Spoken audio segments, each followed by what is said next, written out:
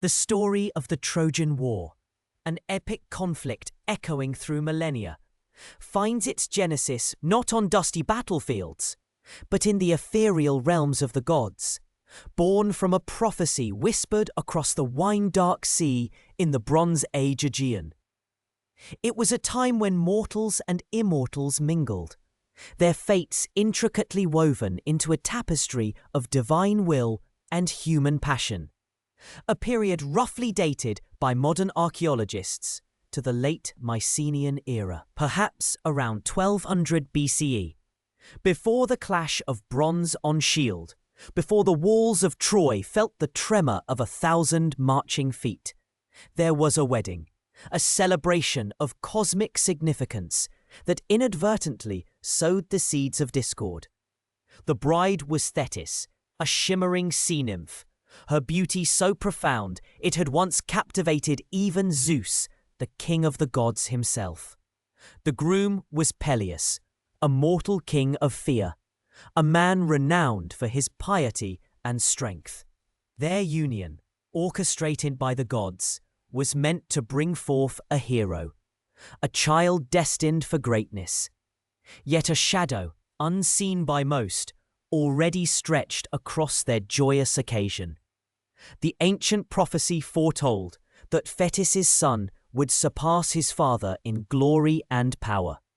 This ominous prediction had deterred Zeus from pursuing Thetis, for he feared a son who might one day usurp his throne, just as he had overthrown his own father, Cronus. So the gods, in their infinite wisdom and perhaps their infinite fear, decided a mortal husband was the safest course. The wedding feast, held on Mount Pelion, was a spectacle of unparalleled splendor. Ambrosia flowed freely, nectar sparkled in golden goblet, and the Olympian deities, adorned in their finest raiment, filled the air with laughter and song. Apollo played his lyre, the muses sang, and the graces danced. Every god and goddess was invited. Every immortal celebrated the auspicious union, save one. Eris, the goddess of discord, with her tangled hair and mischievous eyes, had been deliberately excluded. Her very presence was anathema to harmony, and the other gods, wishing for an untroubled celebration, had deemed her an unwelcome guest. But Eris, ever resentful of being cast aside, was not one to be easily ignored. She arrived unbidden, a dark cloud on the horizon of joy, and with a wicked smile, tossed a single golden apple into the midst of the feasting gods. Upon its polished surface, an inscription gleamed, "To the fairest." Immediately, a ripple of confusion, then a wave of contention, swept through the divine assembly. 3 goddesses, in particular, stepped forward to claim the prize, their eyes alight with competitive fire. Hera, the majestic queen of the gods, with her regal bearing and powerful gaze. Athena, the wise and formidable goddess of war and wisdom, clad in her gleaming armor. And Aphrodite, the exquisite goddess of love and beauty, whose very presence seemed to make the air shimmer. A heated argument erupted, each goddess passionately asserting her claim to unparalleled beauty. The celebration, so recently vibrant with mirth, descended into a cacophony of divine squabbling. None of the other gods dared to choose, knowing that to favor one would incur the eternal wrath of the other 2. Even Zeus, the mighty thunderer, found himself in an impossible predicament. He could not or would not make such a perilous judgment, and so Zeus, in a move that would irrevocably alter the course of both mortal and immortal history, declared that a mortal must decide. His choice fell upon Paris, a prince of Troy, who at that moment was living a simple life as a shepherd on Mount Ida, far from the intrigues of court and the machinations of Olympus. Paris was renowned not only for his striking good looks, but also for his discerning eye, having once judged a ball competition with uncommon fairness. Hermes, the swift messenger of the gods, descended from Olympus, leading the three radiant goddesses to the humble abode of Paris. Imagine the scene: the young shepherd tending his flock, calm amidst the rugged beauty of Mount Ida, suddenly confronted by the blinding splendor of three Olympian deities. It was a moment that must have felt like a dream, or perhaps a terrifying vision. Each goddess, eager to secure the golden apple and the title of fairest, offered Paris a bribe, a temptation tailored to his perceived desires. Hera, the queen, promised him power and dominion, sovereignty over all of Asia, a kingdom stretching as far as his eyes could see. Athena, the warrior and strategist, offered him wisdom and martial glory, the assurance of victory in every battle, making him the most formidable warrior of his age. Finally, Aphrodite, with a beguiling smile and eyes that promised untold delights, offered him the love of the most beautiful woman in the world, Helen of Sparta. Paris, a mortal youth swayed by mortal desires, deliberated. Power, glory, or love? The choice was momentous, its implications far beyond his immediate comprehension. Ultimately, his heart, or perhaps his youthful folly, led him to Aphrodite's offer. He awarded her the golden apple, declaring her the fairest. With that single, fateful decision, the seeds of the Trojan War, sown by Eris's apple, began to sprout. The judgment of Paris, as this pivotal event came to be known, left Hera and Athena seething with indignation and a burning desire for revenge against Paris and, by extension, his city, Troy. Their wounded pride would fuel their relentless animosity throughout the coming conflict, shaping its battles and its ultimate outcome. Aphrodite, however, was bound by her promise. The most beautiful woman in the world was Helen, the Queen of Sparta, daughter of Zeus and leader, and wife to Menelaus, the powerful Spartan king. Helen's beauty was legendary, a force of nature that inspired awe and obsession in all who beheld her. Stories claimed that even her birth was extraordinary, hatched from an egg after Zeus, disguised as a swan, seduced Leda. Her radiant charm was such that many powerful suitors had vied for her hand. To prevent bloodshed among them, Odysseus, the cunning king of Ithaca, had devised an oath. All suitors would swear to defend Helen's chosen husband against any who would attempt to abduct her. This oath, sworn by the most prominent heroes of Greece, would become a crucial catalyst when the time came to reclaim Helen. Paris, now emboldened by Aphrodite's favor, journeyed to Sparta, ostensibly on a diplomatic mission. He was received with hospitality by Menelaus, who, unsuspecting of the treachery brewing beneath the surface, welcomed him into his palace. During Menelaus's brief absence to attend a funeral in Crete, Paris, aided by Aphrodite's irresistible charm, seduced Helen. The details of their elopement remain a point of historical and mythical debate. Some accounts suggest Paris abducted Helen against her will, a captive swept away by a foreign prince.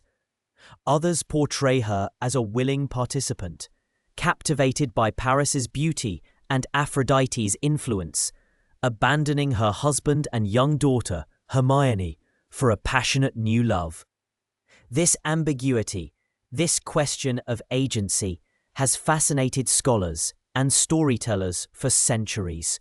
Was Helen a victim, a prize, or a woman making a choice, however ill-fated?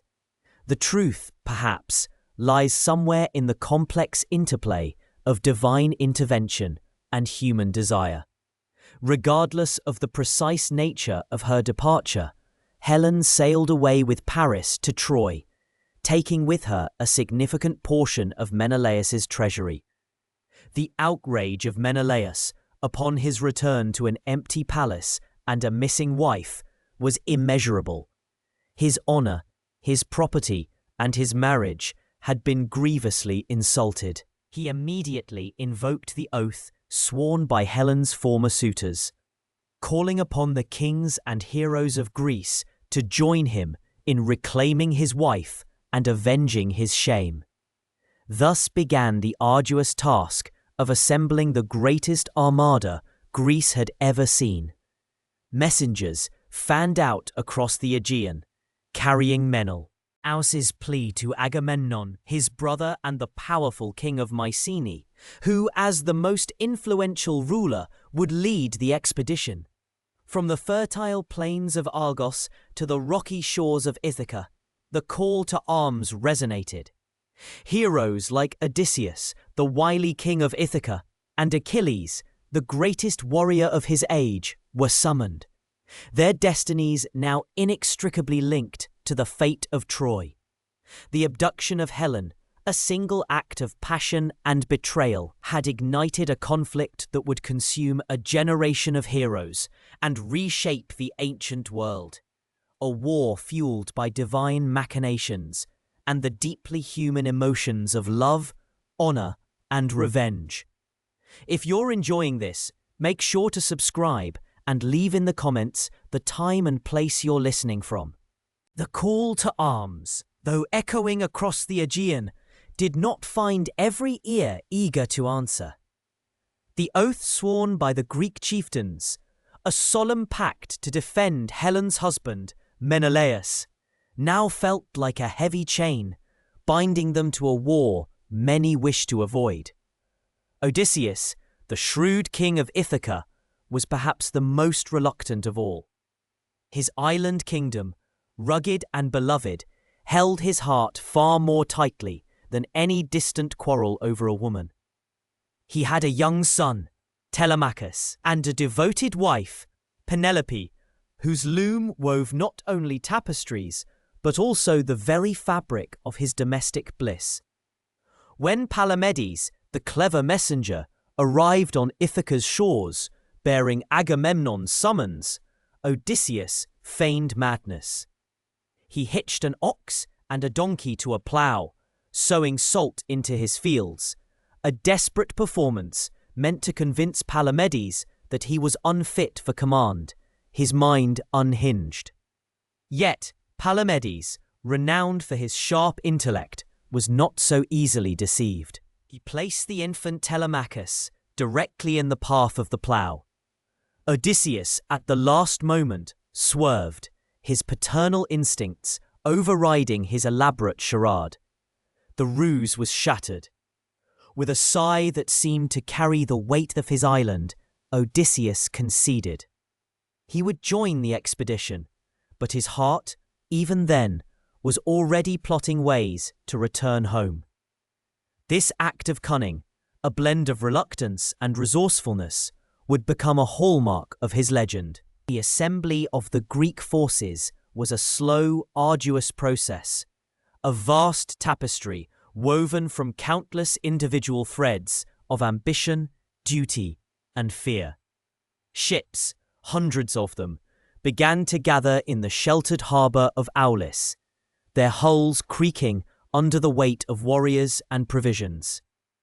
Each chieftain arrived with his contingent, their armour glinting like scattered starlight, their banners snapping in the sea breeze. From Sparta came Menelaus, his face etched with a grief that had hardened into resolve. From Mycenae, Agamemnon, his brother, the High King, his authority both a burden and a source of immense power. But the greatest warrior of all, Achilles, the swift-footed son of the goddess Thetis and the mortal Peleus, was nowhere to be found. His mother, knowing the prophecy that foretold his glorious that short life, if he sailed to Troy, had hidden him away. She disguised him as a girl, calling him Pyrrha, and sent him to live among the daughters of King Lycomedes on the island of Scyros. There, amidst the gentle rhythms of court life, the fiery spirit of Achilles lay dormant, cloaked in feminine attire. The Greeks, however, were well aware that victory at Troy would be impossible without him. Another prophecy, whispered by seers and carried on the wind, declared that Troy could not fall without the participation of the greatest hero of their age. Odysseus, ever the strategist, along with Diomedes, was dispatched to Scyros. They arrived at Lycomedes' court, presenting themselves as merchants, their wares a tempting array of jewels, silks, and fine weapons. While the king's daughters eagerly examined the trinkets, Odysseus subtly placed a gleaming sword and a shield among the more feminine offerings. As the story goes, a sudden trumpet blast, prearranged by Odysseus, shattered the calm. While the other girls scattered in fright, one among them instinctively snatched up the sword and shield, ready for battle. It was Achilles. His true nature, the warrior's instinct, had betrayed his disguise. With a grim acceptance, he cast aside his female garments, his golden hair falling free, and agreed to join the expedition, though a shadow of foreboding still clung to him. With Achilles now committed, the vast armada finally began to stir. Yet, as the ships prepared to set sail, a new obstacle arose. The winds, which had once filled their sails with promise, now fell silent. Day after day, the sea lay placid and unmoving, the air heavy with an oppressive stillness. The ships, laden with men and provisions, were trapped in the harbour of Aulis. Weeks turned into months. Provisions dwindled, morale plummeted, and the warriors, restless and frustrated, began to question the entire enterprise. The seers were consulted, their eyes scanning the heavens, their ears listening for the whispers of the gods. Calchas, the most renowned prophet, finally delivered the grim pronouncement. The goddess Artemis was wroth. Agamemnon, in a moment of hubris, had boasted that his hunting skills surpassed even hers. Or perhaps he had slain a sacred deer in her grove. To appease the angered goddess and secure favourable winds for their journey, a terrible sacrifice was demanded. Iphigenia, Agamemnon's own daughter, must be offered upon the altar. The king was torn by an agony that few could comprehend. To sacrifice his child, his beloved Iphigenia, was an unthinkable horror. Yet to refuse meant the entire expedition would fail, his authority would crumble, and the honour of Greece would be forever stained. He sent for Iphigenia, luring her to Aulis under the pretense of marrying her to Achilles, a cruel deception designed to ensure her presence. When the truth was revealed, a desperate plea for mercy filled the air. But the will of the gods, as interpreted by Calchas, was absolute. On the day of the sacrifice, a hushed reverence fell over the assembled army. The air was thick with tension, a mixture of dread and grim determination, as Iphigenia was led to the altar, adorned as a sacrificial lamb. The tragedy of the moment hung heavy, a dark omen for the war to come. Yet, as the priest raised the knife, a sudden, blinding flash of light enveloped the scene. When the light faded, Iphigenia was gone, replaced by a magnificent deer on the altar. Its throat already slit.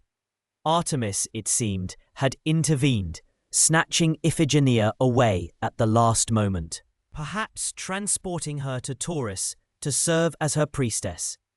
Historians still debate the precise nature of this divine intervention.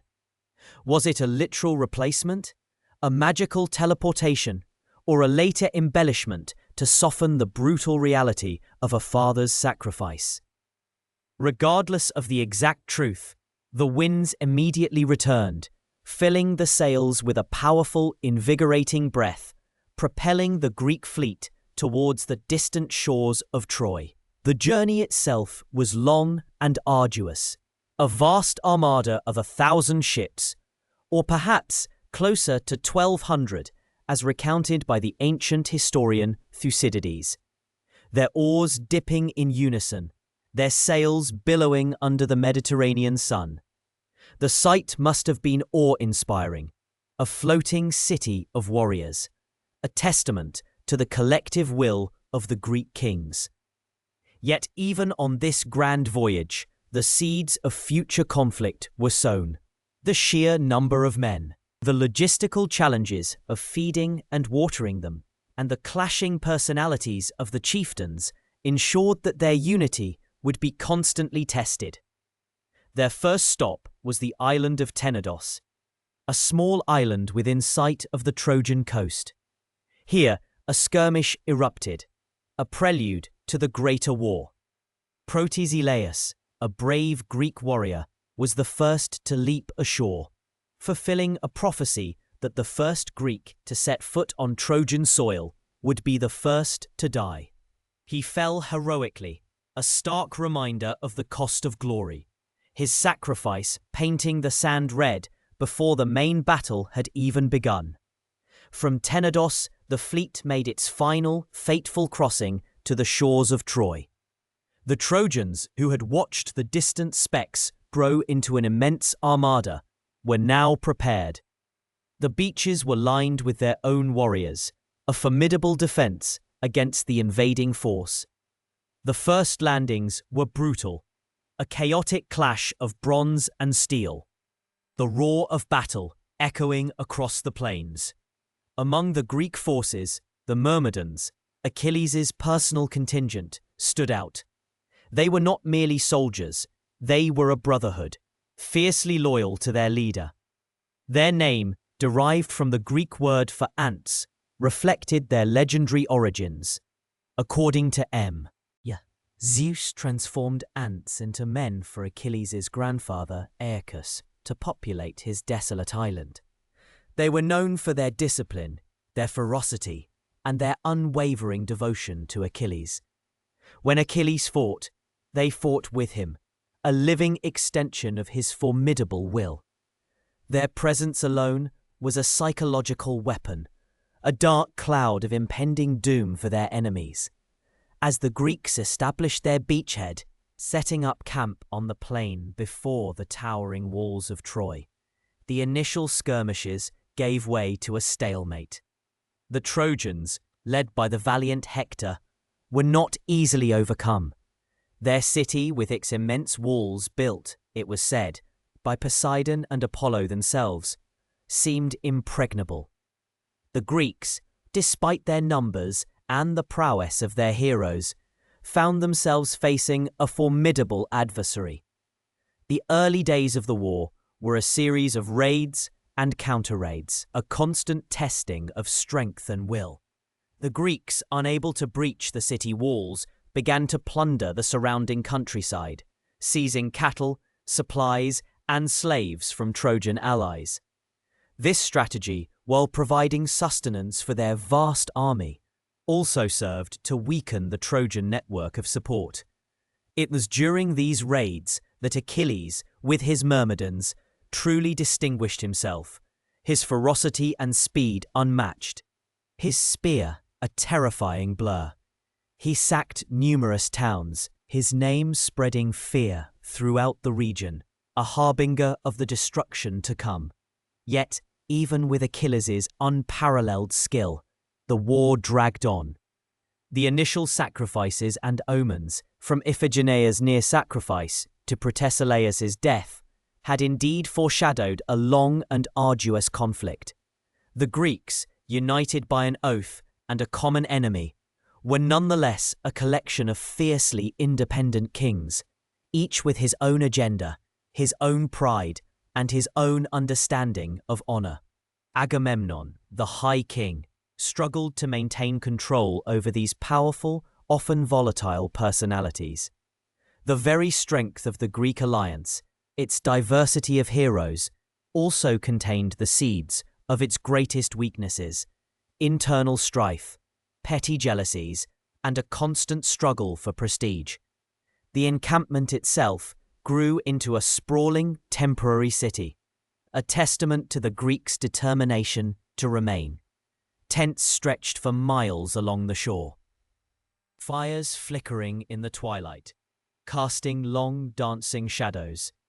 The air was filled with the sounds of a vast army, the clang of armorers at work, the shouts of men training, the low murmur of conversations, and the distant, rhythmic crash of waves against the shore. Above it all, the formidable walls of Troy loomed, a constant, silent challenge, their stone surfaces seemingly absorbing the sun's warmth by day and reflecting the moon's cool light by night. Perhaps these walls whispered stories to the stars, tales of ancient kings and fierce battles, long before the Greek ships ever darkened their horizon. The war had begun, not with a sudden decisive strike, but with a slow, grinding attrition. The initial fervor had given way to a weary resolve. The heroes, once eager for glory, now faced the grim reality of a prolonged siege. The stage was set for a decade of conflict, of triumphs and tragedies, of legendary deeds and heartbreaking losses. The Myrmidons, with Achilles at their head, were ready, their bronze shields gleaming, their spears poised, a living embodiment of the war god's fury, waiting for the command to unleash their terrible might upon the fated city. The assembly was complete, the sacrifices made, and the omens, though dark, had been interpreted. The die was cast. The sun, a relentless eye in the Aegean sky, beat down upon the Achaean camp. 9 long years had already bled into the dusty plains before the formidable walls of Troy.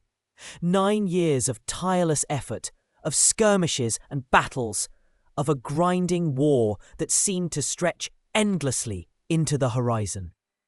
The initial fervor, the glorious anticipation of a swift victory, had long since faded, replaced by a weary resolve, a dull ache in the hearts of men far from home. The Achaeans, a confederation of kings, and their armies, had not spent these years idly. Their strategy, born of necessity and a desire to maintain morale, involved a series of raids on the smaller allied cities surrounding Troy. These were not acts of wanton destruction, but calculated maneuvers to weaken Troy's network of support, to secure supplies, and to gather plunder, a tangible reward for their prolonged sacrifice.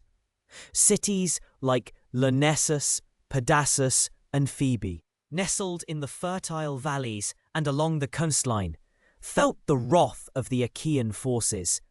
Achilles, in particular, was renowned for his swift and brutal efficiency in these campaigns.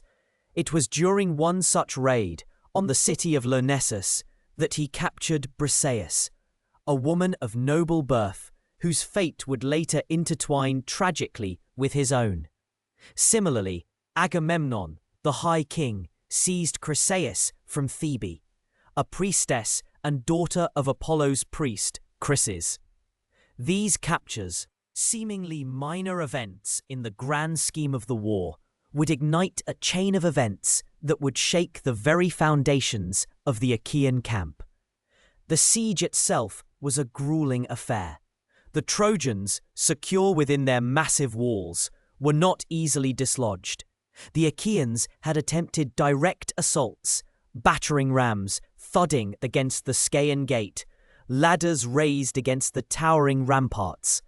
Each time, they were met with a hail of arrows, javelins, and stones, repelled by the fierce defenders led by Hector, the shining prince of Troy.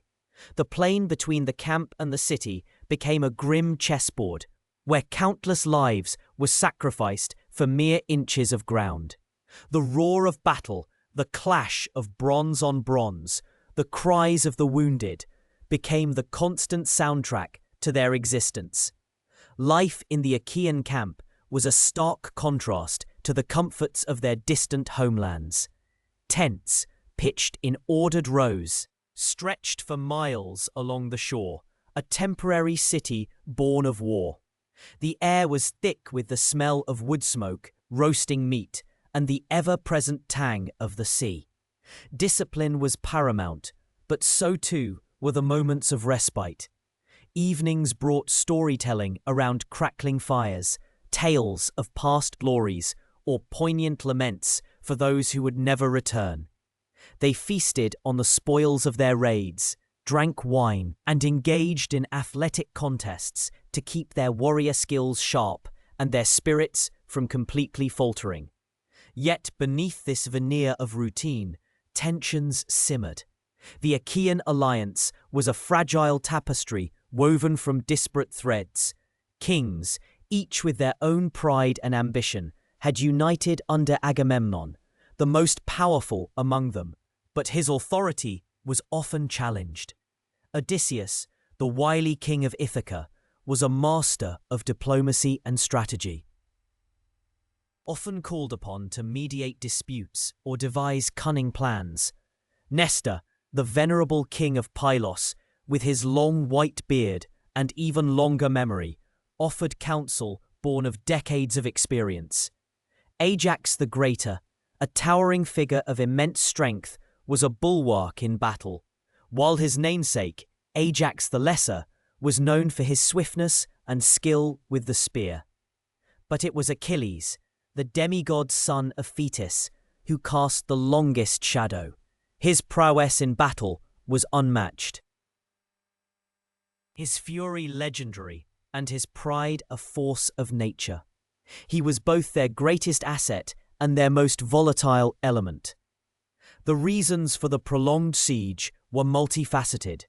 The sheer strength of Troy's defences, built by the gods themselves, was a primary factor.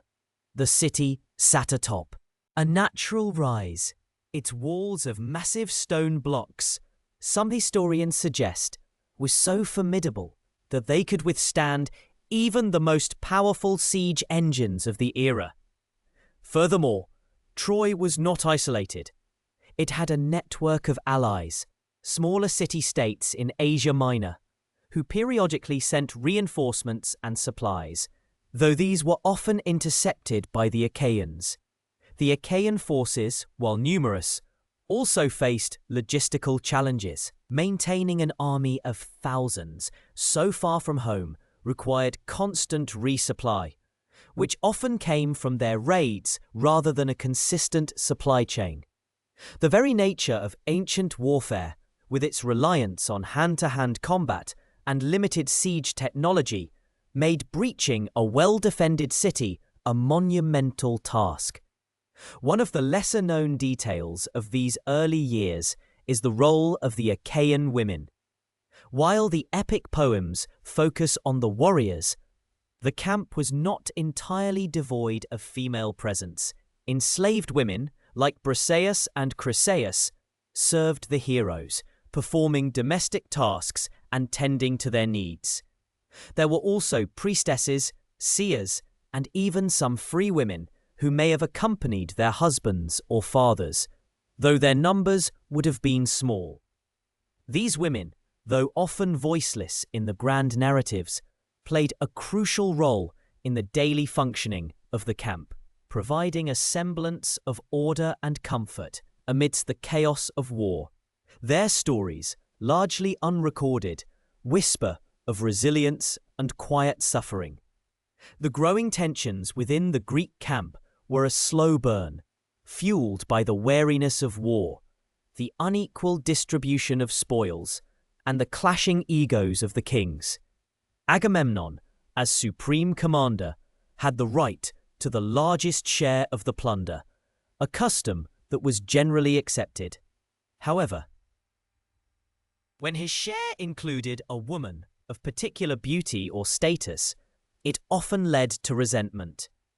The capture of Chryseis, the daughter of Apollo's priest, was one such instance that would soon ignite a devastating quarrel.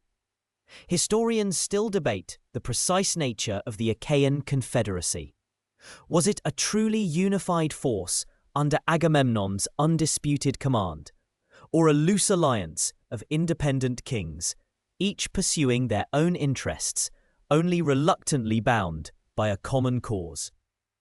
The epic poems often portray Agamemnon struggling to maintain control, constantly negotiating and placating his powerful subordinates. This suggests a more decentralized structure, where loyalty was often conditional, and individual glory frequently trumped collective good. Perhaps the very diversity of their origins, from the fertile plains of Argos to the rocky shores of Ithaca, contributed to this inherent fractiousness. Each king brought his own customs, his own traditions, and his own fiercely independent spirit to the shared endeavor. The land around Troy, once vibrant and bustling, began to bear the scars of prolonged conflict. Fields lay fallow, villages were abandoned or razed, and the once clear Scamander River sometimes ran red with blood. The local populace, caught between the warring factions, endured immense suffering. Their homes were plundered, their families enslaved, and their lives irrevocably altered by the distant quarrel over a single woman. The war, initially framed as a matter of honor and justice, had metastasized into a sprawling conflict with far-reaching consequences, touching every corner of the Troad. The Achaeans, despite their internal strife, were a formidable force. Their bronze armor gleamed in the sun, their shields bore intricate designs, and their spears were sharp. They were masters of close-quarters combat.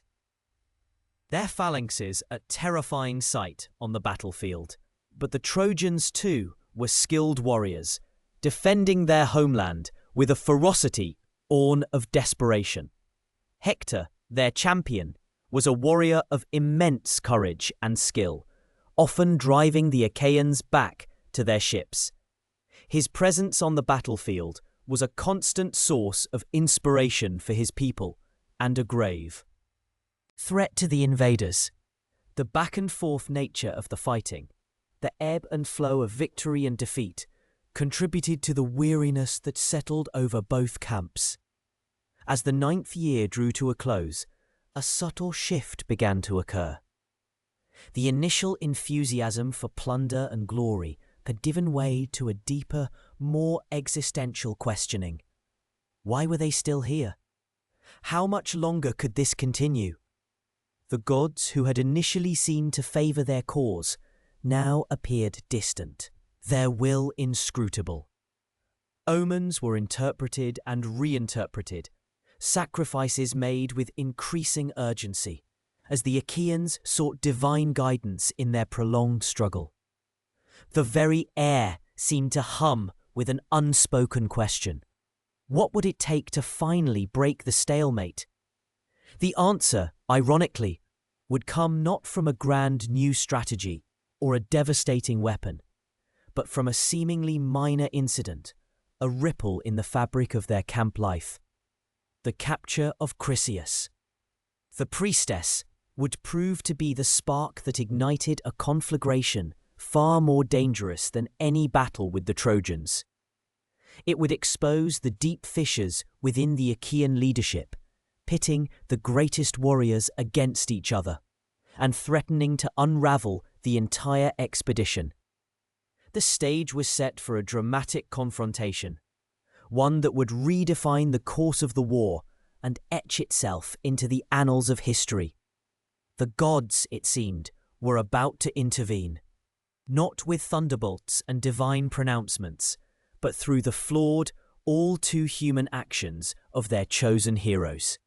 The long, weary years of skirmishes and raids were about to give way to a period of intense, personal drama, a conflict that would test the bonds of loyalty and the limits of endurance.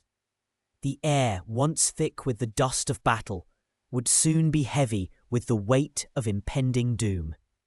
The cool morning air, still carrying the scent of dew and distant pine, usually brought with it the murmur of a camp preparing for another day of battle.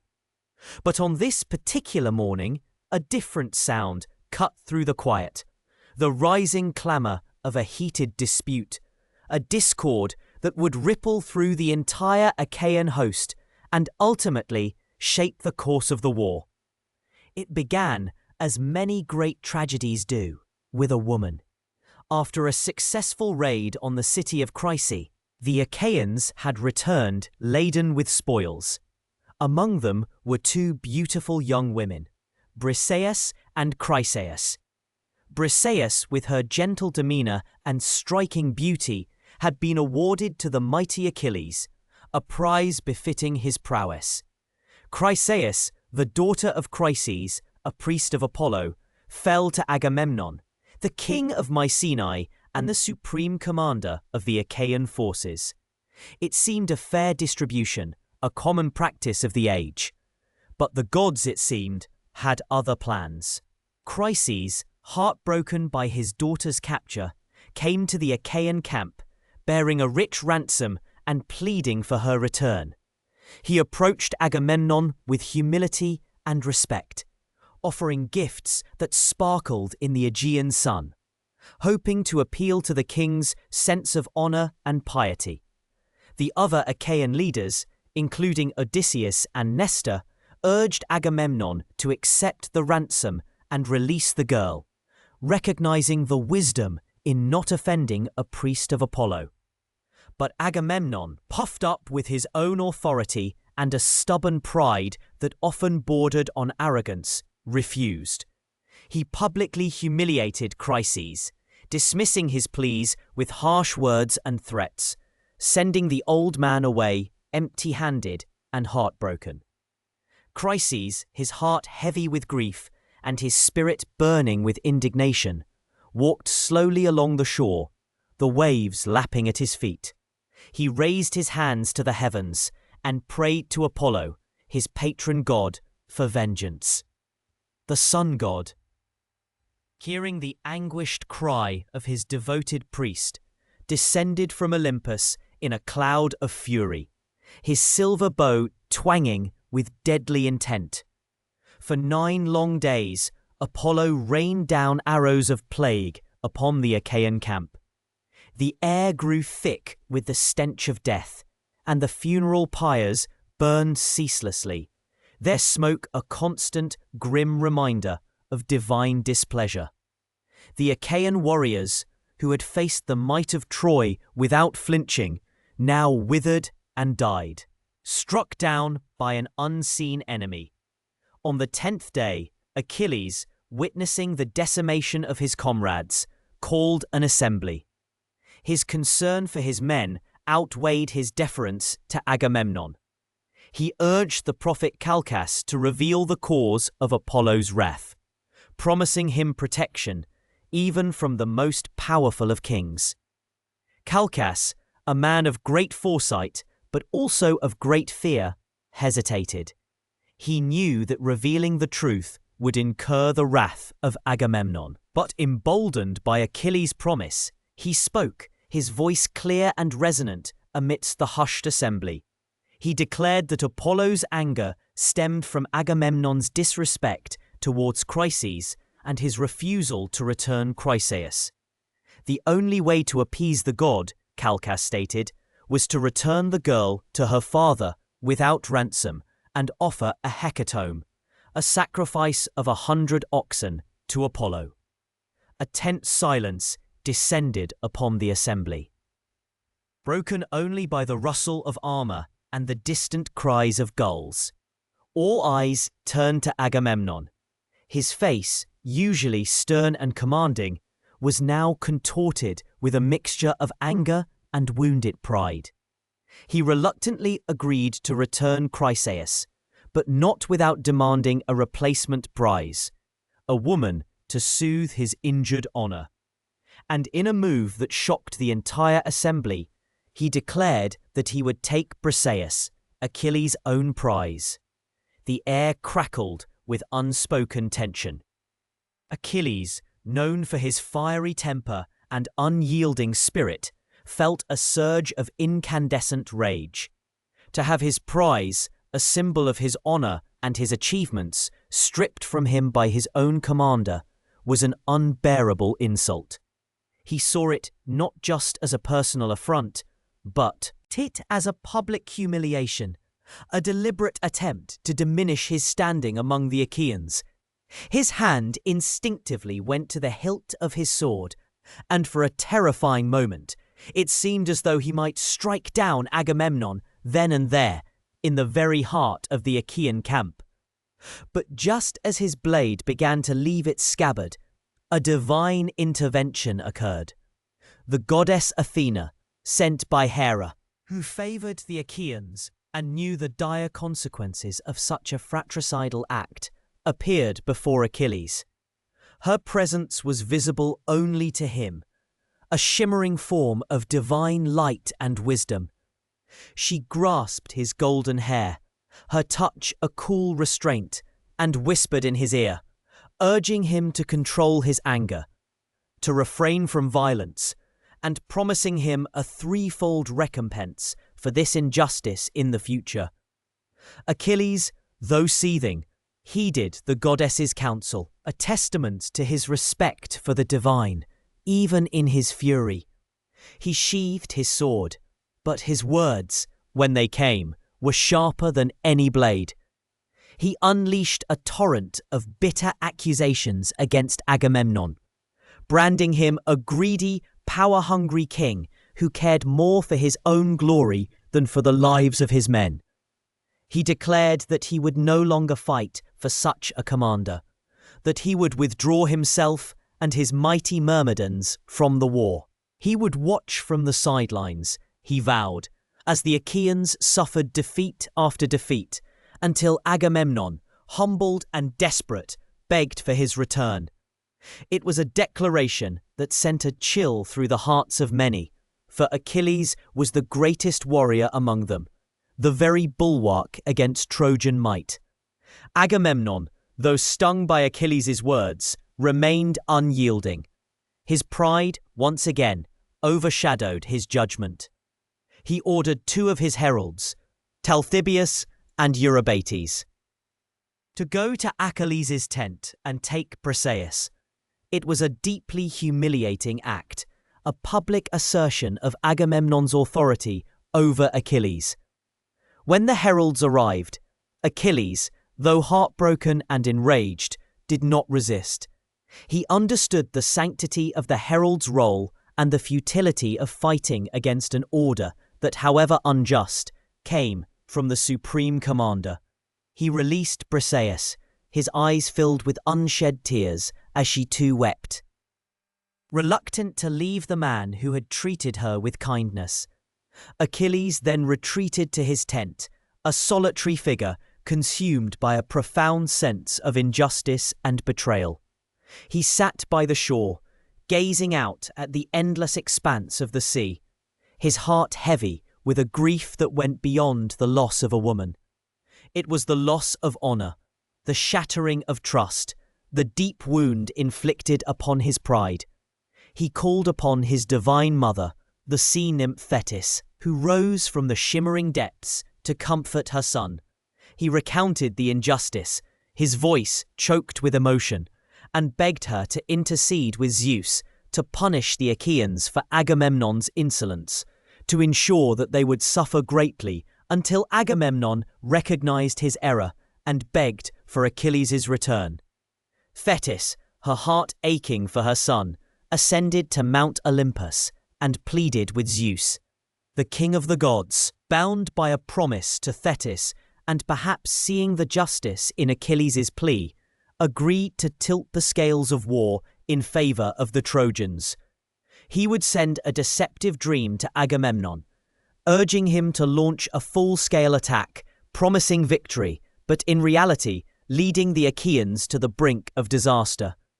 This divine intervention, a subtle manipulation of mortal will, set in motion a chain of events that would plunge the Achaean army into despair.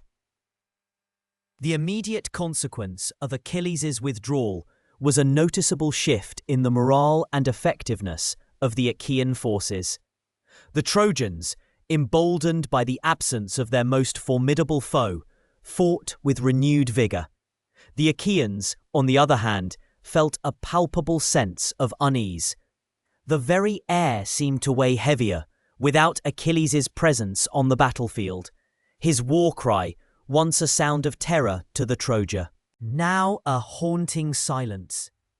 The battles that followed were a testament to Achilles' singular importance. The Achaeans, despite the valiant efforts of heroes like Ajax, Diomedes, and Odysseus, found themselves increasingly on the defensive. The Trojan prince Hector, a warrior of immense courage and skill, now seemed unstoppable, his spear a whirlwind of death. He pushed the Achaeans back to their ships, threatening to set fire to their very means of escape. The cries of the wounded and the dying filled the air, a grim symphony of suffering. Historians still debate the extent to which Agamemnon's pride was a fatal flaw, or simply a reflection of the societal expectations placed upon a king in that era. Was his refusal to return Chryses the deliberate act of hubris, or a calculated move to assert his authority in a loose confederation of independent kings? The answer, perhaps, lies in the complex interplay of personal character and cultural norms. Nevertheless, the consequences of his actions were undeniable. The Achaean camp, once a bustling hub of activity, now felt like a place of mourning. The feasting tents were quieter, the laughter less frequent. The warriors, once confident in their ultimate victory, now looked at each other with a growing sense of dread. The long siege, which had already stretched for 9 weary years, now seemed destined to end in a crushing defeat. The very foundations of their expedition, built upon the strength of their greatest warrior, were crumbling. The Trojans, meanwhile, were jubilant. They saw Achilles' absence as a sign of divine favour, a clear indication that their gods were on their side.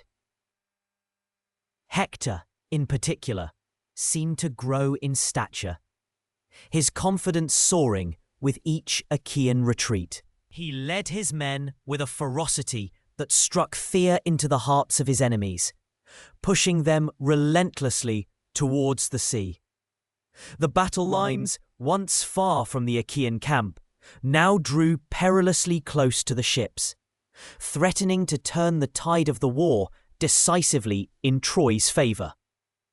The Achaean leaders, witnessing the devastation, grew increasingly desperate. Agamemnon, finally seeing the error of his ways, or perhaps more accurately, seeing the imminent collapse of his army, decided to send an embassy to Achilles. He offered a lavish array of gifts: gold, tripods, horses, 7 beautiful women, and even the return of Chryses, untouched, along with a promise of future honours and a marriage alliance with one of his own daughters. He sent Odysseus, Ajax, and Phoenix, 3 of Achilles' most respected comrades, to plead with him, to appeal to his sense of duty and his love for his fellow Achaeans. The embassy found Achilles in his tent, playing a lyre and singing of the glorious deeds of heroes, a stark contrast to the grim reality unfolding outside. He greeted them courteously, but his heart remained hardened. Odysseus, with his eloquent words, laid out Agamemnon's generous offer, appealing to Achilles' sense of honour and his concern for his comrades. He spoke of the impending doom, of Hector's relentless advance and the desperate need for Achilles' return. Ajax, a man of few words but immense courage, then spoke, appealing to Achilles' compassion and his loyalty to his friends. He reminded Achilles of the bonds of camaraderie forged in battle, of the shared suffering and sacrifices. Even Phoenix, Achilles' old tutor, a man who had practically raised him, spoke with paternal affection, recounting tales of ancient heroes who had succumbed to pride and suffered greatly, urging Achilles to reconsider. But Achilles, though moved by their words and the genuine concern of his friends, remained unyielding. His wounds ran deeper than mere material wealth could heal. He reiterated his sense of betrayal, his belief that Agamemnon had stripped him of his honor. He declared that he would not return to battle until Hector reached his own ships, threatening to set them ablaze. His pride, once a source of strength, had become a formidable barrier, trapping him in a cycle of anger and resentment. This moment, this refusal, marked a critical turning point in the war. It solidified Achilles' resolve and condemned the Achaeans to further suffering. It also highlights a fascinating aspect of ancient Greek heroism: the intricate balance between individual honor and collective duty. For Achilles, personal honor, teme, was paramount, often outweighing the needs of the larger community. This is a concept that often puzzles modern sensibilities, but for an ancient Greek hero, a stain on one's honor was a fate worse than death. The embassy returned to Agamemnon, their faces grim, their mission a failure. The news spread through the Achaean camp like wildfire, extinguishing the last flickering embers of hope. The warriors understood now that they were truly on their own, facing the full might of Troy without their greatest champion. The sounds of battle grew louder, the cries of the wounded more frequent. The Achaean ships, once symbols of their journey and their strength, now seemed like vulnerable targets, waiting to be consumed by Trojan fire. The night after the embassy's failure was filled with a heavy silence, punctuated only by the distant sounds of the Trojan camp, where fires burned brightly and the sounds of celebration could be heard. The Achaean leaders, gathered in their war council, looked at each other with despair. They knew that the fate of their entire expedition, and perhaps the fate of Greece itself, hung precariously in the balance. The war, which had begun with a divine prophecy and a queen's abduction, now teetered on the brink of collapse, all because of a quarrel between two proud men, a quarrel that had unleashed a plague of death and a hero's wrath. And as the stars wheeled overhead, silent witnesses to the unfolding tragedy, one could almost hear the whispered lament of the fates, weaving their intricate, inescapable tapestry of destiny. The tide of battle, once firmly in Achaean favor, began its slow, inexorable turn, much like the shifting sands of the Scamander River itself. A new force, a renewed spirit, had ignited within the Trojan ranks, and its flame was Hector, son of Priam, the city's brightest star. His presence on the battlefield was a rallying cry, a promise of victory that stirred the hearts of his people and struck fear into the Achaeans. He moved among his men, a figure of imposing grace and formidable strength, his bronze helmet gleaming under the Mediterranean sun, his spear a blur of deadly intent. The Achaeans, for all their might, found themselves increasingly on the defensive. The great wall they had painstakingly erected, a testament to their engineering prowess and their fear of Trojan retaliation, now became the very stage for their struggles. This formidable barrier, built of timber and earth, and topped with sharpened stakes, had been designed to protect their ships and their camp. But Hector, with a ferocity born of desperation and love for his city, saw it as merely another obstacle to overcome. The fighting grew fiercer, more desperate, as the Trojans, led by their champion, pressed their advantage. Hector, a whirlwind of motion, seemed to be everywhere at once, his war cry echoing across the plain, spurring his men onward. He cut down foe after foe, his spear finding its mark with chilling precision. The air was thick with the dust of battle, the clash of bronze on bronze, and the shouts of men. The Achaean warriors, though renowned for their courage, found their resolve wavering in the face of such relentless assault. One of the most dramatic moments of this resurgence came as Hector, with a divine fury, broke through the Achaean defences. He seized a massive stone, too heavy for two ordinary men to lift, and hurled it with astonishing force at the great gate of the Achaean wall. The timbers splintered, the bolts groaned, and with a thunderous crash, the gate gave way.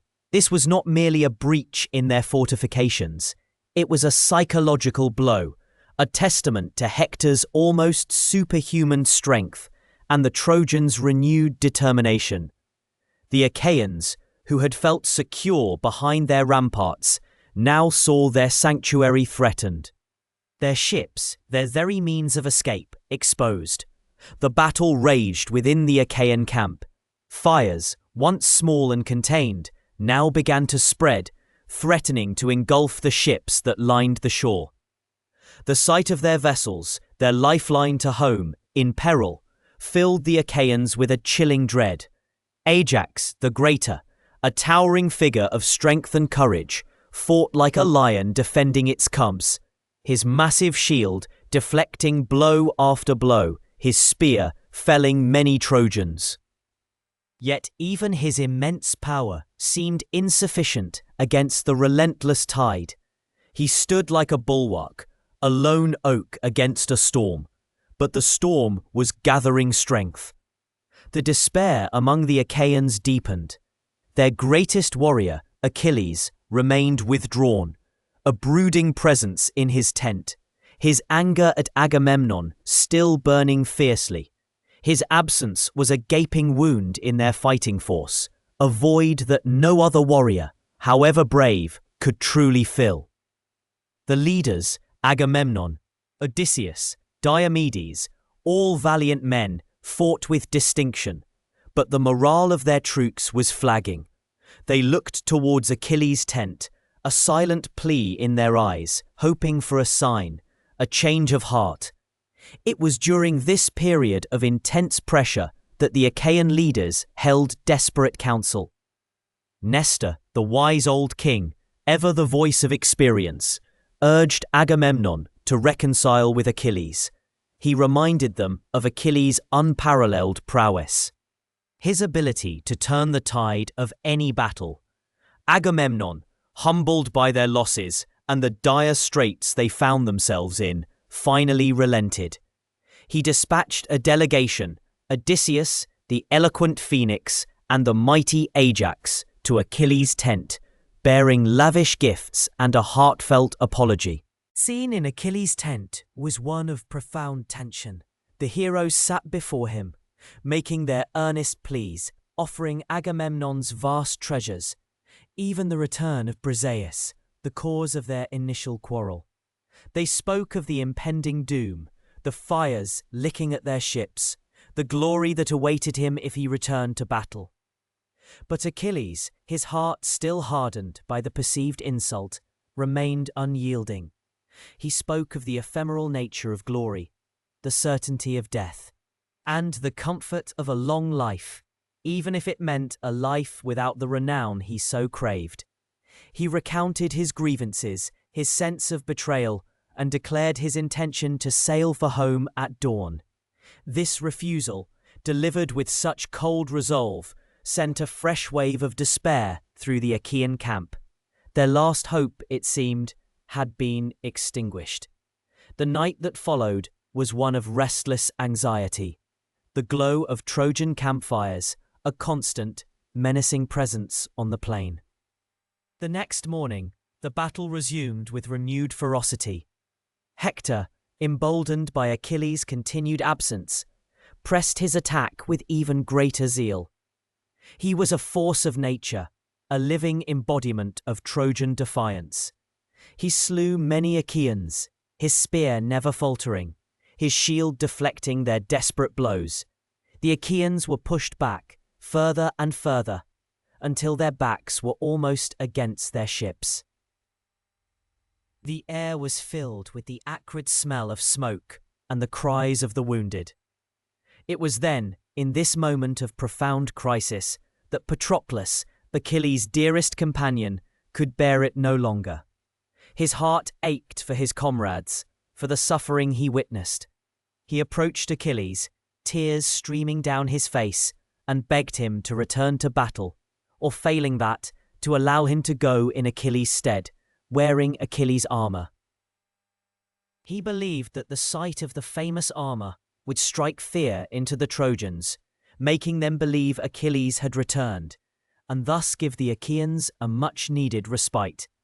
Achilles, though still unwilling to fight himself, was moved by Patroclus's anguish and the desperate situation of his friends. He relented, allowing Patroclus to don his magnificent armor, but with strict instructions: drive the Trojans away from the ships, but do not pursue them to the walls of Troy. He feared for Patroclus's safety, knowing the Trojans' ferocity and the dangers of battle. Perhaps, too, a flicker of pride, a desire for his armor to once again strike terror, played a part in his decision. As Patroclus emerged, clad in the gleaming armor of Achilles, a hush fell over the battlefield. The Trojans indeed were struck with terror. The sight of the unmistakable armor, the golden helmet, the massive shield, convinced them that Achilles had returned. Their morale plummeted, and they began to falter, their charge losing its momentum. The Achaeans, on the other hand, seeing what they believed to be their greatest hero, were filled with renewed hope and courage. They surged forward, driving the bewildered Trojans back. Patroclus, fueled by righteous anger and the spirit of Achilles, fought with incredible valor. He cut a swathe through the Trojan ranks, his spear a deadly extension of his will. He slew many prominent Trojan warriors, pushing them back from the ships, just as Achilles had instructed. The tide of battle once again began to turn. The Achaeans, invigorated, pressed their advantage, driving the Trojans back across the plain. However, Patroclus, carried away by the thrill of victory and the heat of battle, forgot Achilles' warning. He pursued the retreating Trojans, pushing them all the way back to the very walls of Troy. His fury was unchecked, his desire to inflict maximum damage overwhelming his caution. He even engaged in a fierce duel with Sarpedon, a son of Zeus and a formidable Trojan ally, ultimately slaying him. This act, though a victory for the Achaeans, was a grave transgression against divine will, as Zeus had favored his son. It was at the Scaean Gates, the main entrance to Troy, that Patroclus's glorious yet tragic charge came to an end. Apollo, the god of archery and light, unseen by mortals, struck Patroclus from behind, disorienting him and knocking his helmet from his head, his spear from his hand. Then Euphorbus, a young Trojan warrior, wounded him with a spear thrust. But it was Hector, ever the champion of Troy, who delivered the final fatal blow. His spear pierced Patroclus's body, ending his life. The fall of Patroclus was a moment of immense significance. It was a victory for the Trojans, a moment of triumph for Hector, but it came at a terrible cost. The Achaeans were plunged into profound grief and renewed despair. The battle raged fiercely over Patroclus's body as both sides fought to claim the fallen hero. The Achaeans, led by Menelaus and Ajax, eventually managed to retrieve his body, but not his armor. Hector, in a moment of pride and defiance, stripped Achilles' bag, magnificent armor, from Patroclus's corpse and donned it himself. This act, while a display of his triumph, would ultimately seal his own fate. The news of Patroclus's death reached Achilles through the swift-footed Antilochus. The impact was devastating. Achilles, who had been so resolute in his anger, so determined to remain out of the conflict, was utterly shattered.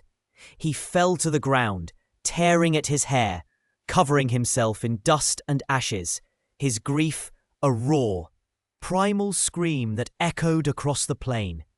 His mother, the sea nymph Thetis, heard his cries from the depths of the ocean and rose to comfort him.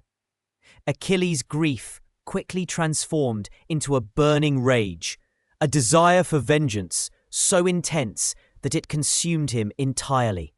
He vowed to kill Hector, no matter the cost, no matter that his own death was prophesied to follow shortly after Hector's. His anger at Agamemnon, the initial cause of his withdrawal, now seemed insignificant compared to the profound loss of his dearest friend. Thetis, knowing her son's fate, but unable to dissuade him from his path of vengeance, sought out Hephaestus, the divine smith, to forge new armor for Achilles. The old armor, his original armor, was now on Hector. Hephaestus, in his celestial forge, crafted a shield of unparalleled beauty and intricacy, depicting scenes of the cosmos, of peace and war, of daily life, a microcosm of the world itself. He also fashioned a magnificent helmet, a breastplate, and greaves, all imbued with divine power. The next morning, Achilles, clad in his new resplendent armor, a gift from the gods, returned to the battlefield. His appearance was terrifying. His armor gleamed with an otherworldly light, and his eyes blazed with an unholy fire. The Trojans, who had rejoiced in their recent victories, were struck dumb with terror at the sight of him. The Achaeans, on the other hand, roared with renewed courage, their despair replaced by a fierce, vengeful hope. Achilles' return was not merely a change in numbers. It was a shift in the very fabric of the war. He was no longer just a warrior. He was an instrument of fate, a force of nature unleashed. His rage was a palpable thing, an aura of death that preceded him. He sought out Hector, his every step a thunderous declaration of vengeance. The battle that ensued was no longer a struggle for land or honor. It was a personal vendetta, a clash of titans that would determine the course of the war and the fate of heroes. The Achaean forces, inspired by Achilles' ferocity, surged forward, driving the Trojans back towards their city. The plain, once a scene of Trojan triumph, now became a slaughterhouse. Achilles, like a predator unleashed, cut down every Trojan he encountered, his spear a blur, his sword a flash of deadly silver. He showed no mercy, his heart hardened by grief and rage. The river Scamander, usually a gentle stream, ran red with blood, choked with the bodies of the slain. It was a horrifying spectacle, a testament to the destructive power of human motion and divine intervention. The Trojans fled in terror, seeking refuge within the city walls. Only Hector, driven by a sense of duty and a misguided belief in his own strength, remained outside, waiting for Achilles. His parents, Priam and Hecuba, from the walls of Troy, pleaded with him, begging him to come inside to save himself. But Hector, bound by his code of honor and his pride, refused to retreat. He knew this was his moment, his final stand against the man who had brought so much devastation to his people. As Achilles approached, his armor blazing, Hector's resolve wavered for a moment.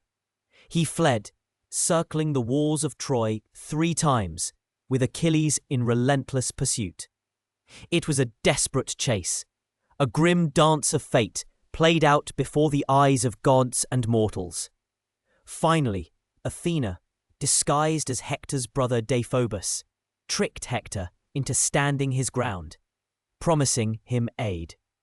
Hector, believing he had an ally, turned to face Achilles. The duel that followed was epic, a clash of legends. Hector, though brave and skilled, was no match for Achilles, who was now imbued with divine fury and armed with the finest armor ever forged. Achilles' spear found its mark, piercing Hector's throat, a vulnerable spot not covered by the armor he wore, Achilles' own former armor. As Hector lay dying, he pleaded with Achilles to return his body to his parents for proper burial. But Achilles, consumed by his rage, refused, vowing to desecrate Hector's corpse. With Hector's death, the heart of Troy was broken. The city which had defied the Achaeans for so long now felt its doom approaching. Achilles, in a final act of barbaric vengeance, tied Hector's body to his chariot and dragged it 3 times around the walls of Troy, a horrifying spectacle for the grieving Trojans to witness. This act, though a testament to Achilles' grief and rage, was also a profound insult to the customs of war and the dignity of the fallen. It was a moment that even the gods found disturbing, a crossing of a line that spoke to the dark depths of human emotion. The death of Hector marked a definitive turning point in the Trojan War. The Trojans, without their greatest champion, their most inspiring leader, were left with a profound sense of loss and a chilling realization that their city's fate was sealed. The Achaeans, on the other hand, though still mourning Patroclus, felt a surge of triumph, knowing that their greatest foe had fallen. The war, however, was far from over. The walls of Troy, though shaken, still stood, and the city's final fall would require cunning and a different kind of heroism, a heroism that would eventually lead to the legendary ruse of the Trojan Horse. But for now, the shadow of Hector's glory and his tragic end hung heavy over the plains of Troy. The war, a swirling maelstrom of dust and bronze, had reached a fever pitch of desperation for the Achaeans. Their ships, once proud symbols of their might, now lay smouldering on the beach, the flames licking at their wooden hulls like hungry beasts. Achilles, still sulking in his tent, remained unmoved by the pleas of his comrades, his pride a shield as impenetrable as his divine armor. Yet, the cries of the wounded, the smoke of the burning ships, and the growing shadow of defeat began to gnaw at the heart of one man, Patroclus. Patroclus, Achilles' dearest companion, a man whose gentle nature belied his warrior's skill, could no longer bear witness to the suffering. He saw the despair etched on the faces of the Achaean leaders, the fear in the eyes of the common soldiers, and the relentless advance of the Trojan forces. With a heavy heart, he approached Achilles, his voice a quiet plea amidst the din of battle. He begged Achilles, not for his return to the fight, but for permission to wear Achilles' own formidable armor. Perhaps, he reasoned, the sight of the gleaming bronze, the very symbol of their greatest warrior, would strike fear into the hearts of the Trojans and rally the faltering Achaeans. It was a desperate gamble, a thin thread of hope in a tapestry of despair. Achilles, his face a mask of conflicting emotions, listened to his friend. The thought of Patroclus, a mortal man facing the fury of the Trojans in his divine panoply, filled him with a terrible dread. Yet he also saw the truth in Patroclus's words. The Achaeans were on the brink of annihilation. With a sigh that carried the weight of his own stubborn pride, Achilles relented. He gave Patroclus his armor, a gift of both protection and a heavy burden. He warned Patroclus, with a fierce intensity, to drive the Trojans from the ships, but no further. To push beyond that, he cautioned, would invite disaster. It was a premonition, perhaps, a whisper of fate in the wind. Clad in the radiant armor of Achilles, Patroclus strode onto the battlefield. The effect was immediate and electrifying. A collective gasp rippled through the Achaean ranks, a surge of hope and renewed courage. The Trojans, seeing the familiar, terrifying figure of Achilles, recoiled in momentary panic. The tide of battle, which had been flowing relentlessly against the Achaeans, began to turn. Patroclus, embodying the spirit of his friend, fought with a ferocity that surprised even himself. He cut down Trojan after Trojan, his spear a blur of bronze, his cries echoing Achilles' own battle roar. He drove the Trojans from the ships, pushing them back from the very edge of victory. The Achaean camp, which moments before had been a scene of chaos and despair, now pulsed with a renewed energy. Patroclus, intoxicated by his success and the adrenaline of battle, forgot Achilles' solemn warning. He pressed on, his heart swelling with a desire to achieve even greater glory, to truly break the Trojan spirit. He pursued the fleeing Trojans across the plain, his eyes fixed on the distant walls of Troy. He slew Sarpedon, a son of Zeus and a formidable Trojan ally, a deed that would have profound repercussions. The death of Sarpedon, a moment of profound grief for the gods themselves, foreshadowed Patroclus's own tragic end. The gods, who had been observing the battle with a mixture of fascination and despair, now intervened. Apollo, the radiant archer god, a staunch supporter of the Trojans, descended from Olympus. He struck Patroclus from behind, a blow unseen, unheard, that robbed him of his strength and his divine helmet. His armor, once so formidable, now felt heavy and cumbersome. His spear, which had dealt so much death, shattered in his hand. Disoriented and vulnerable, Patroclus found himself facing a new, terrifying opponent. Euphorbus, a young Trojan warrior, seized the opportunity. He wounded Patroclus with his spear, a blow that further weakened the hero. But it was Hector, the greatest Trojan warriors, who delivered the final fatal thrust. Hector, his eyes burning with a grim determination, plunged his spear into Patroclus's body. As Patroclus lay dying on the blood-soaked earth, he prophesied Hector's own imminent demise at the hands of Achilles. It was a chilling prophecy, a promise of vengeance that would soon be fulfilled. The death of Patroclus sent a shockwave through both armies. For the Achaeans, it was a devastating blow. A loss that plunged them back into the depths of despair. For Achilles, the news of his friend's death was a torment beyond words. His grief was a raw primal scream that echoed across the plains of Troy. He tore at his hair, covered himself in dust, and wept inconsolably. The world for Achilles had been irrevocably altered. The loss of Patroclus, his dearest companion, his other self, shattered the walls of his pride and unleashed a fury that would consume everything in its path. The battle for Patroclus's body was fierce and prolonged. Both sides understood the symbolic importance of the fallen hero. The Achaeans, led by Menelaus and Ajax, fought with a desperate courage to retrieve their comrade, to ensure he received the proper burial rites.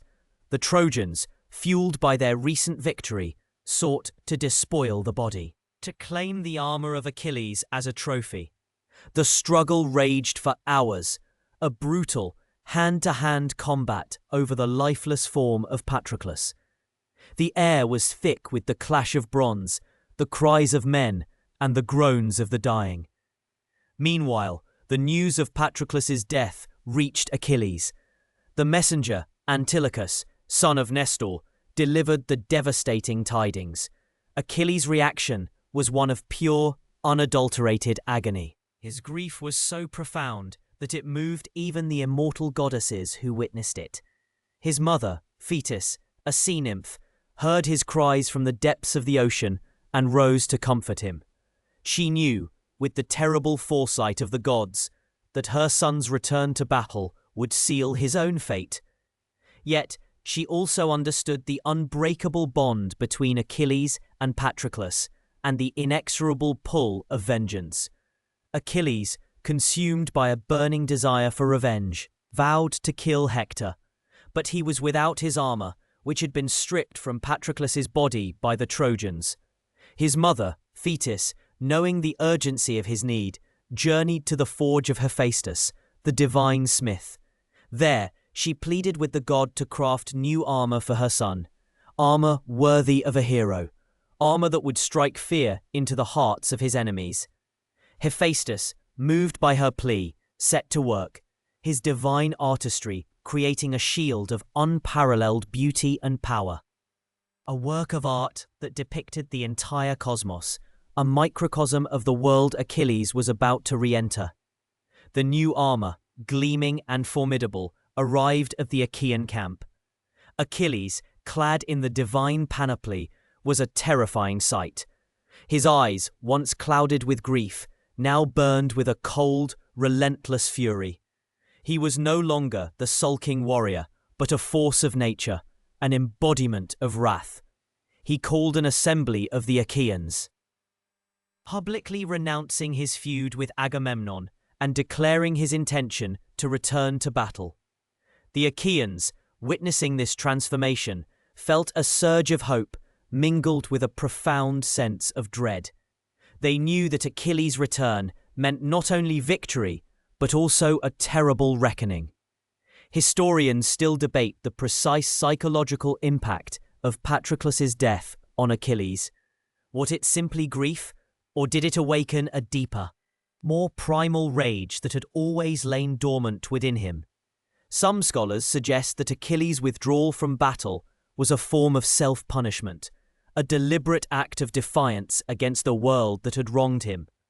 Patroclus's death then became the catalyst that shattered this self-imposed exile, forcing Achilles to confront the consequences of his pride and the inescapable reality of loss.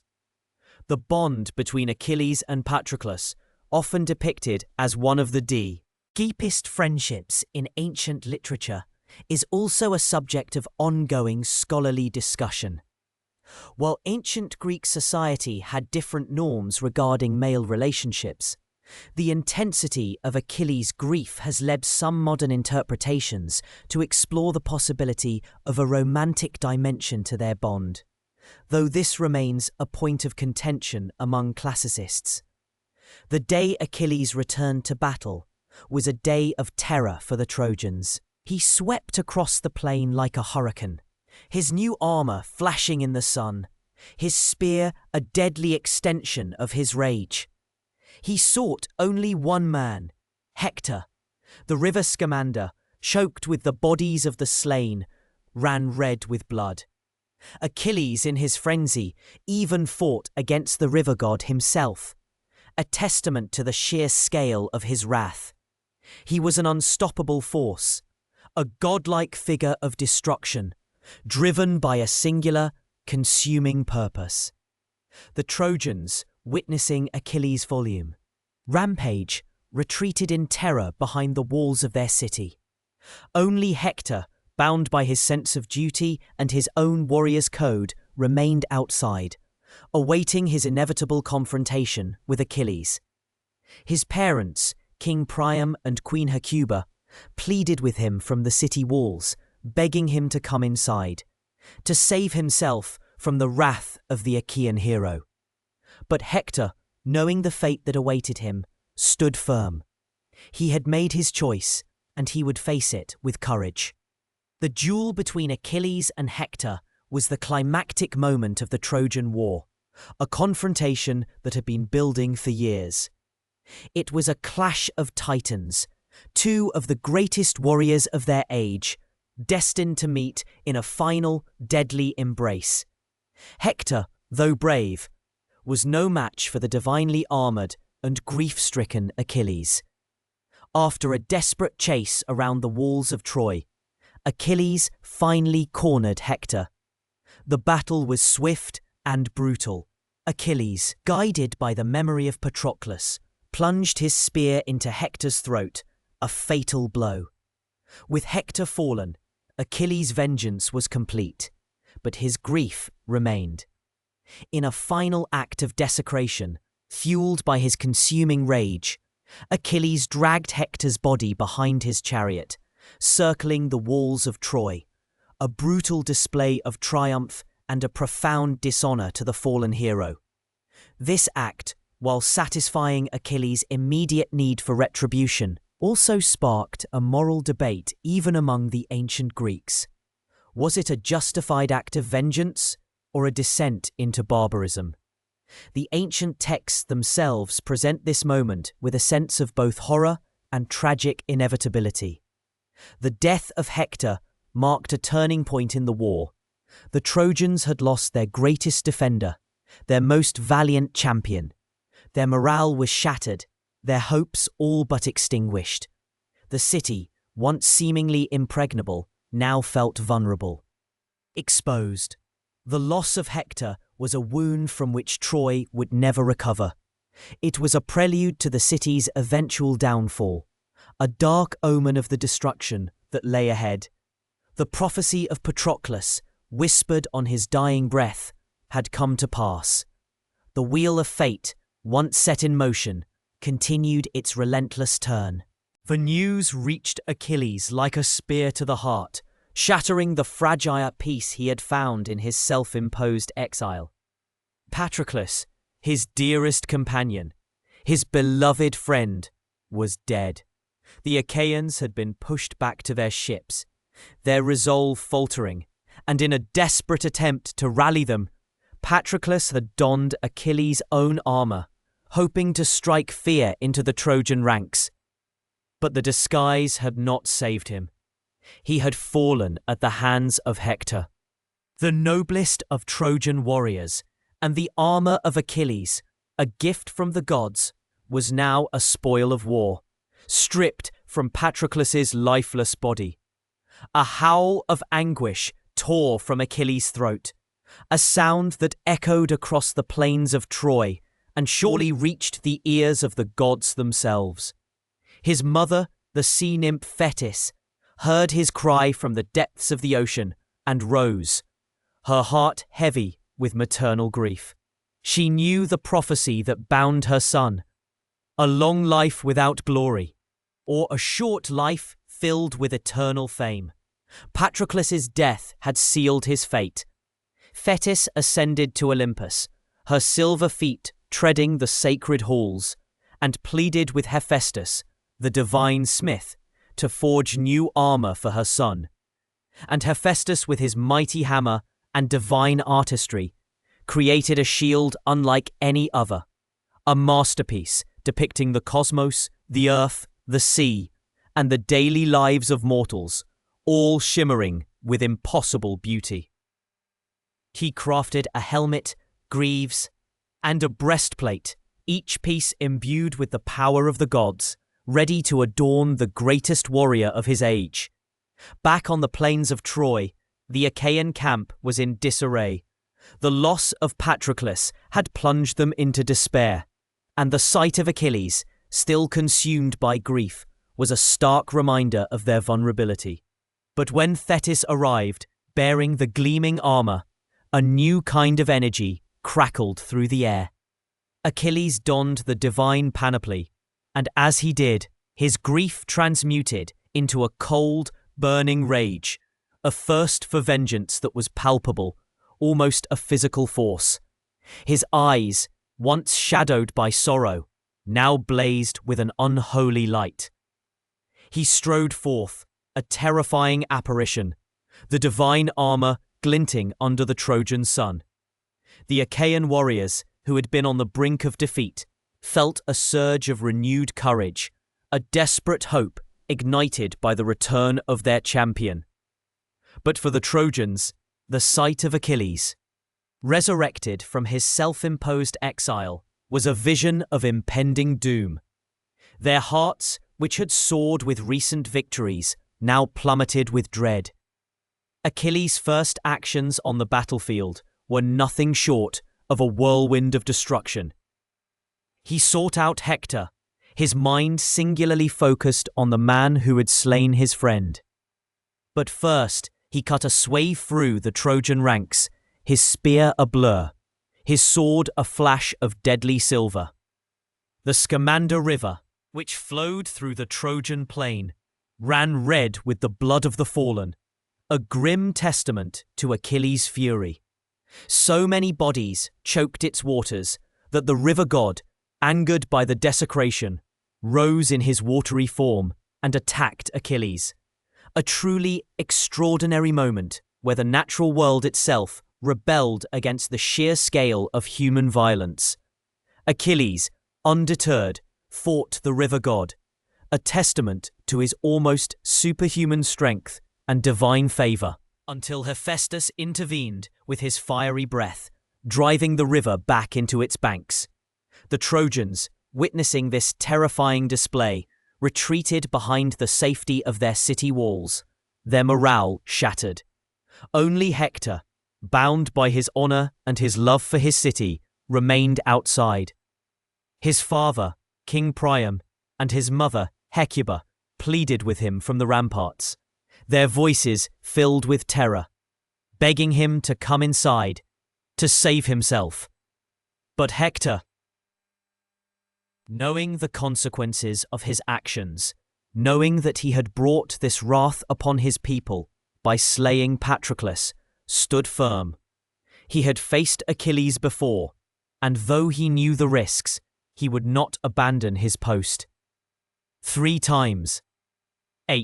Hector circled the city walls, Achilles in relentless pursuit, a grim chase that felt like a dance of death. The gods themselves watched from Olympus, some favoring Achilles, some Hector, their divine wills clashing as the fate of mortals hung in the balance. Zeus, the king of the gods, weighed the fates of both warriors on his golden scales, and Hector's side sank, a clear sign of his impending doom. Finally, Athena, disguised as Hector's brother Deiphobus, appeared beside him, urging him to stand and fight. With renewed courage, Hector turned to face Achilles. They clashed, the sound of their weapons ringing across the plain, a symphony of steel and fury. Hector, though a mighty warrior, was ultimately no match for Achilles, who fought with the divine strength of grief and vengeance. The new armor, forged by Hephaestus, seemed to deflect every blow, while Achilles' spear, guided by the gods, found its mark. The spear pierced Hector's throat, a fatal wound, but one that allowed him to speak his final words. He pleaded with Achilles, begging him to return his body to his parents for proper burial, a sacred rite in their culture. But Achilles, his heart hardened by rage, refused. His response was chilling, a stark declaration of his intent to desecrate the body of his enemy. He tied Hector's ankles to his chariot with leather thongs, and then, with a savage cry, he drove his horses around the walls of Troy, dragging Hector's body through the dust, before the horrified eyes of his parents, his wife Andromache, and all the Trojan people. This act of desecration was not merely a personal affront, it was a profound violation of ancient customs and religious beliefs. The Greeks, despite their fierce warrior culture, held a deep reverence for the proper burial of the dead, believing it essential for the soul's journey to the afterlife. Achilles' actions, fueled by his overwhelming grief and desire for revenge, crossed a line, even for the Achaeans. It was an act that to many marked him as a hero consumed by his own destructive passions, blurring the lines between righteous anger and barbaric cruelty. The gods themselves were appalled, and several, particularly Apollo, who had always favored the Trojans, expressed their outrage at such a blatant disrespect for the fallen. This scene, so vividly described in the Iliad, is one of the most powerful and disturbing moments in the epic. It shows Achilles not just as a mighty warrior, but as a man pushed to the very edge of his humanity by loss. The dragging of Hector's body was a public display of utter contempt, meant to inflict maximum psychological pain on the Trojans, particularly on Priam and Hecuba, who had to watch their beloved son's body defiled. It was a stark demonstration of the depths of his wrath, a wrath that had already cost the Achaeans so much. For days, Achilles continued this gruesome ritual, dragging Hector's body around Patroclus's tomb, his grief still raw, his vengeance still unquenched. The body, however, miraculously remained pristine, protected by the gods from further damage, a subtle intervention that underscored the divine disapproval of Achilles' extreme actions. This preservation of Hector's body is a fascinating detail, often overlooked, suggesting that even in his darkest moments, the gods had a hand in the unfolding narrative, preventing an even greater transgression against the natural order of things. The question of Achilles' moral standing in this moment has been debated by scholars for centuries. Was he a hero driven to madness by grief, or did his actions reveal a darker, more ruthless side to his character? Some argue that his rage, while understandable given the loss of Patroclus, ultimately tarnished his heroic image, making him a figure of both admiration and fear. Others contend that his actions, though brutal, were a reflection of the harsh realities of ancient warfare and the profound cultural importance placed on vengeance for Folly. Non-comrades. Historians still disagree on the extent to which Homer intended for Achilles to be seen as purely heroic, or as a complex, flawed character whose actions, even when victorious, carried a heavy moral cost. The Iliad itself doesn't shy away from depicting the ugliness of war and the toll it takes on the human spirit, even on its greatest champions. The desecration of Hector's body was a turning point, not just for Achilles, but for the entire war. It solidified the Trojans' hatred for the Achaeans, but it also paved the way for a moment of profound humanity.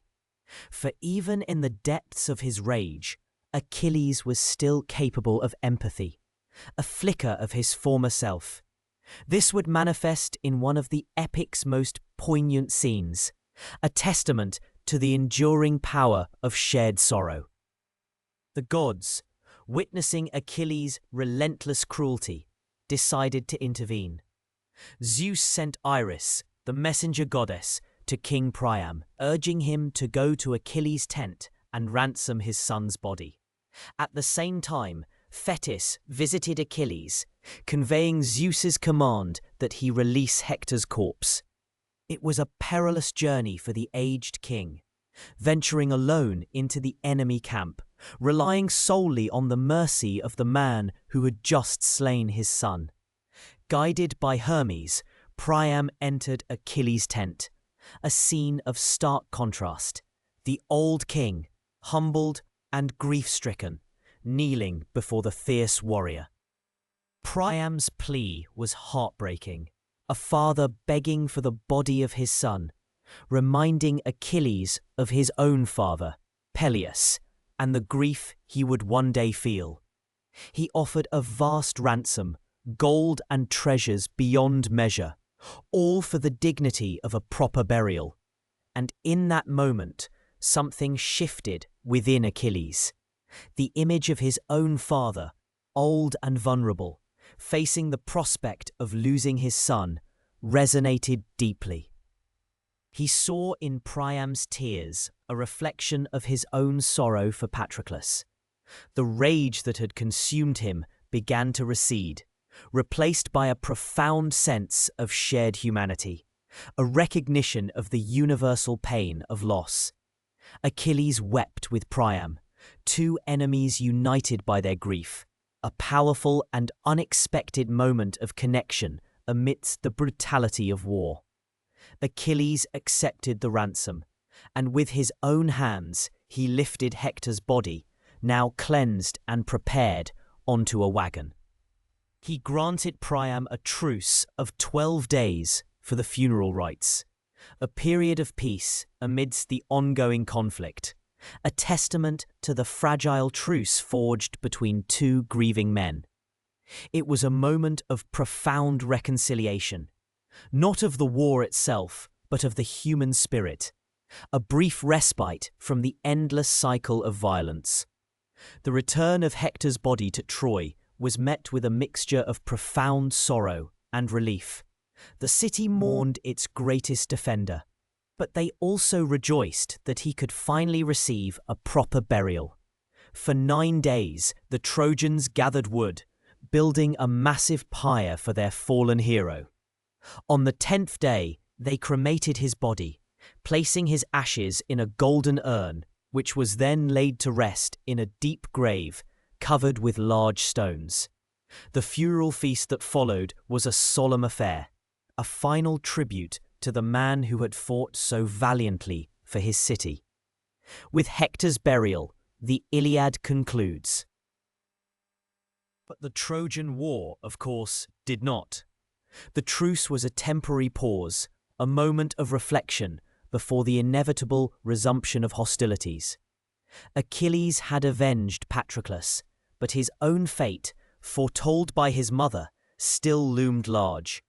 His rage had brought him glory, but it had also brought him closer to his own end. The war, now devoid of its greatest Trojan champion, would take on new forms, bringing new heroes and new tragedies, inching ever closer to its devastating conclusion. The echoes of Hector's funeral pyre, however, would linger, a reminder of the human cost of divine ambition and mortal pride. The war had changed Achilles, and in doing so had changed the very fabric of the conflict itself. The stage was set for the final desperate acts of a war that would forever be etched into the annals of history and myth. The dust of battle, once a mere annoyance, now seemed to cling to every breath, a constant reminder of the war's relentless toll. Days bled into weeks, and weeks into months, each marked by the clang of bronze, the cries of men, and the ever-present scent of fear and iron. The war, a monstrous beast that had devoured 9 years, was now entering its 10th, a decade of lives lost, homes shattered, and hearts hardened. The initial fervour, the youthful eagerness for glory, had long since faded, replaced by a grim determination, a weariness that settled deep in the bones of every warrior, Trojan and Achaean alike. The great Hector, the shining shield of Troy, still stood firm, his presence a bulwark against the Achaean tide. His courage was a legend in itself, his skill with spear and sword unmatched among his countrymen. But even Hector, in his moments of quiet reflection, must have felt the weight of the city on his shoulders. The burden of a war that seemed to have no end. His wife, Andromache, and their young son, Astyanax, were a constant source of both strength and sorrow, their faces a stark reminder of what he fought to protect and what he stood to lose. On the Achaean side, Achilles, the swift-footed, the greatest warrior of his age, had returned to the fray, his rage a force of nature. The death of Patroclus had ignited a fire within him that even the gods seemed to fear. He moved across the battlefield like a vengeful deity, his bronze armor gleaming, his spear a blur of lethal intent. The Trojans, who had dared to hope for a respite in his absence, now faced a terror far greater than before. His pursuit of Hector, a personal vendetta fueled by grief and fury, was the stuff of epic poetry, a chase that would forever be etched into the annals of war. The duel between Achilles and Hector was inevitable, a clash of titans that would decide not only their fates, but in many ways the fate of Troy itself. The air grew heavy with anticipation as the two champions met on the plains before the Scaean gates. The Achaean army watched in hushed awe. The Trojan defenders on the walls held their breath, their hearts pounding with a mixture of dread and desperate hope. Hector, though brave, knew the prophecy that foretold his death at Achilles' hands. Yet he stood his ground, a true hero, willing to face his destiny for the sake of his city. The battle was fierce, a whirlwind of bronze and blood. Achilles, empowered by divine armor forged by Hephaestus himself, pressed his advantage.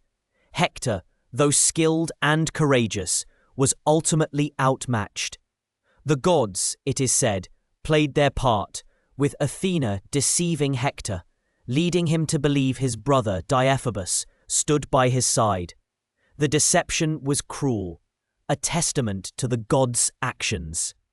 Often unfathomable interventions in mortal affairs. Finally, Achilles' spear found its mark, piercing Hector's throat, a fatal blow that silenced the mighty roar of Troy's greatest defender. The death of Hector was a turning point, a wound from which Troy would never truly recover. The city's morale plummeted, a palpable despair settling over its people.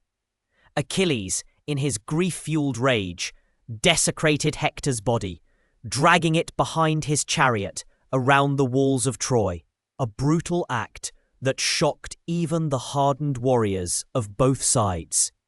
It was a moment of raw, unchecked emotion, a testament to the destructive power of vengeance. Yet even Achilles, for all his ferocity, was not immune to the pleas of a broken father. Old King Priam, risking everything, journeyed to the Achaean camp under the cloak of night, guided by Hermes. He humbled himself before Achilles, begging for the return of his son's body. The scene, poignant and deeply human, is one of the most moving in the entire epic. Achilles, seeing in Priam's grief a reflection of his own sorrow for Patroclus, relented. He returned Hector's body, allowing Troy to mourn its hero with dignity. This act of compassion, amidst such brutality, offered a fleeting glimpse of the humanity that still flickered within the heart of the seemingly invincible warrior. The war, however, continued its relentless march. The loss of Hector had weakened Troy, but it had not yet fallen. New allies arrived, drawn by the allure of battle or the desperate pleas of Priam. Among them was Penthesilea, the queen of the Amazons, a fierce and formidable warrior. She rode into battle with her shield maidens. Their courage and skill a temporary balm for Troy's wounded spirit. Penthesilea fought with a ferocity that matched even Achilles, her spear a blur, her presence inspiring awe and fear. It was Achilles once again who met her on the field. Their duel was a spectacle, a clash of two extraordinary warriors. Some accounts suggest that as Achilles delivered the fatal blow, he looked into her eyes and, in that final moment, fell in love with her. A tragic, impossible love. Born in the heat of battle and extinguished in the same instant. This lesser-known detail, a whisper of romance amidst the carnage, adds another layer of complexity to Achilles' character, suggesting a capacity for tenderness even in his most brutal moments. The Achaeans, witnessing his grief, scoffed, but Achilles, it is said, mourned her deeply. The arrival of Memnon, the king of Ethiopia, was another significant moment. Son of Eos, the goddess of dawn. Memnon was a warrior of immense strength and courage, a hero in his own right.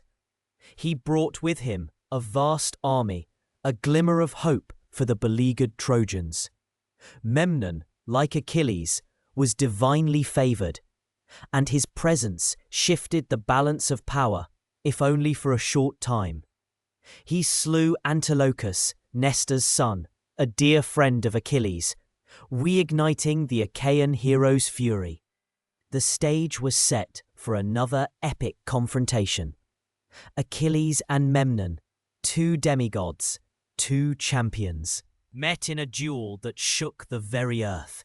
Their mothers, Thetis and Eos, pleaded with Zeus to spare their sons, but the king of the gods, bound by fate, could only watch. The battle was long and arduous, a testament to their equal skill and divine heritage. Ultimately, Achilles, favored by destiny and perhaps a touch more divine intervention, prevailed. Memnon fell, another great hero lost to the insatiable maw of war. His death marked the end of Troy's most powerful allies, leaving the city increasingly isolated. The Achaeans, though victorious in these individual duels, were not without their own losses. The war was a grinder, slowly but surely claiming even the greatest of heroes. Ajax the Greater, a towering figure, second only to Achilles in strength and prowess, met a tragic end not on the battlefield, but through a bitter dispute. After Achilles' death, his divine armor was to be awarded to the bravest of the Achaeans. Both Ajax and Odysseus laid claim to it. A debate ensued, with Odysseus, known for his cunning and eloquence, ultimately winning the armor. Ajax, in a fit of rage and humiliation, driven mad by Athena, slaughtered a flock of sheep, mistaking them for Achaean leaders. When he awoke from his madness and realized the horror of his actions, his honor irrevocably stained, he took his own life, falling on his own sword. His death was a profound blow to the Achaean army, a stark reminder that even the strongest can be broken by pride and despair. Historians still debate the exact psychological motivations behind Ajax's actions. Was it truly divine madness, or a profound emotional breakdown exacerbated by the pressures of war and perceived injustice? The ambiguity surrounding his final moments adds a layer of human tragedy to his legendary status. And then, the inevitable, the prophecy that had shadowed Achilles since his birth. He had known, through the words of his mother, Thetis, that he had two fates, a long life of obscurity or a short life of immortal glory. He had chosen glory, and with it, a premature end. The exact circumstances of his death vary slightly in different accounts, but the sense remains the same. He was struck by an arrow, guided by the hand of Apollo, the god of archery, and fired by Paris, the very man whose actions had sparked the war. The arrow, it is said, found the one vulnerable spot on Achilles' body, his heel, the only place his divine mother had failed to immerse him in the waters of the river Styx, the river of immortality. The wound, though seemingly small, was fatal. The greatest warrior of the age, the seemingly invincible Achilles, fell. The news sent a wave of shock and despair through the Achaean ranks. The man who had been their greatest hope, their ultimate weapon, was gone. His death was a testament to the inescapable nature of fate, a cruel irony that the man who had brought so much death would himself fall by such a seemingly insignificant wound. His funeral was a grand affair, a solemn ceremony attended by both mortals and gods. His mother, Thetis, rose from the sea with her Nereid sisters to mourn him, their lamentations echoing across the plains. His ashes were mixed with those of his beloved Patroclus, their eternal bond sealed even in death. A great mound was raised over them, a monument to their heroism, a landmark visible for miles, a silent testament to the cost of glory.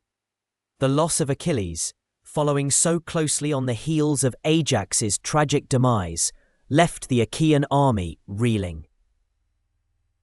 They had lost their two greatest champions, the pillars of their strength.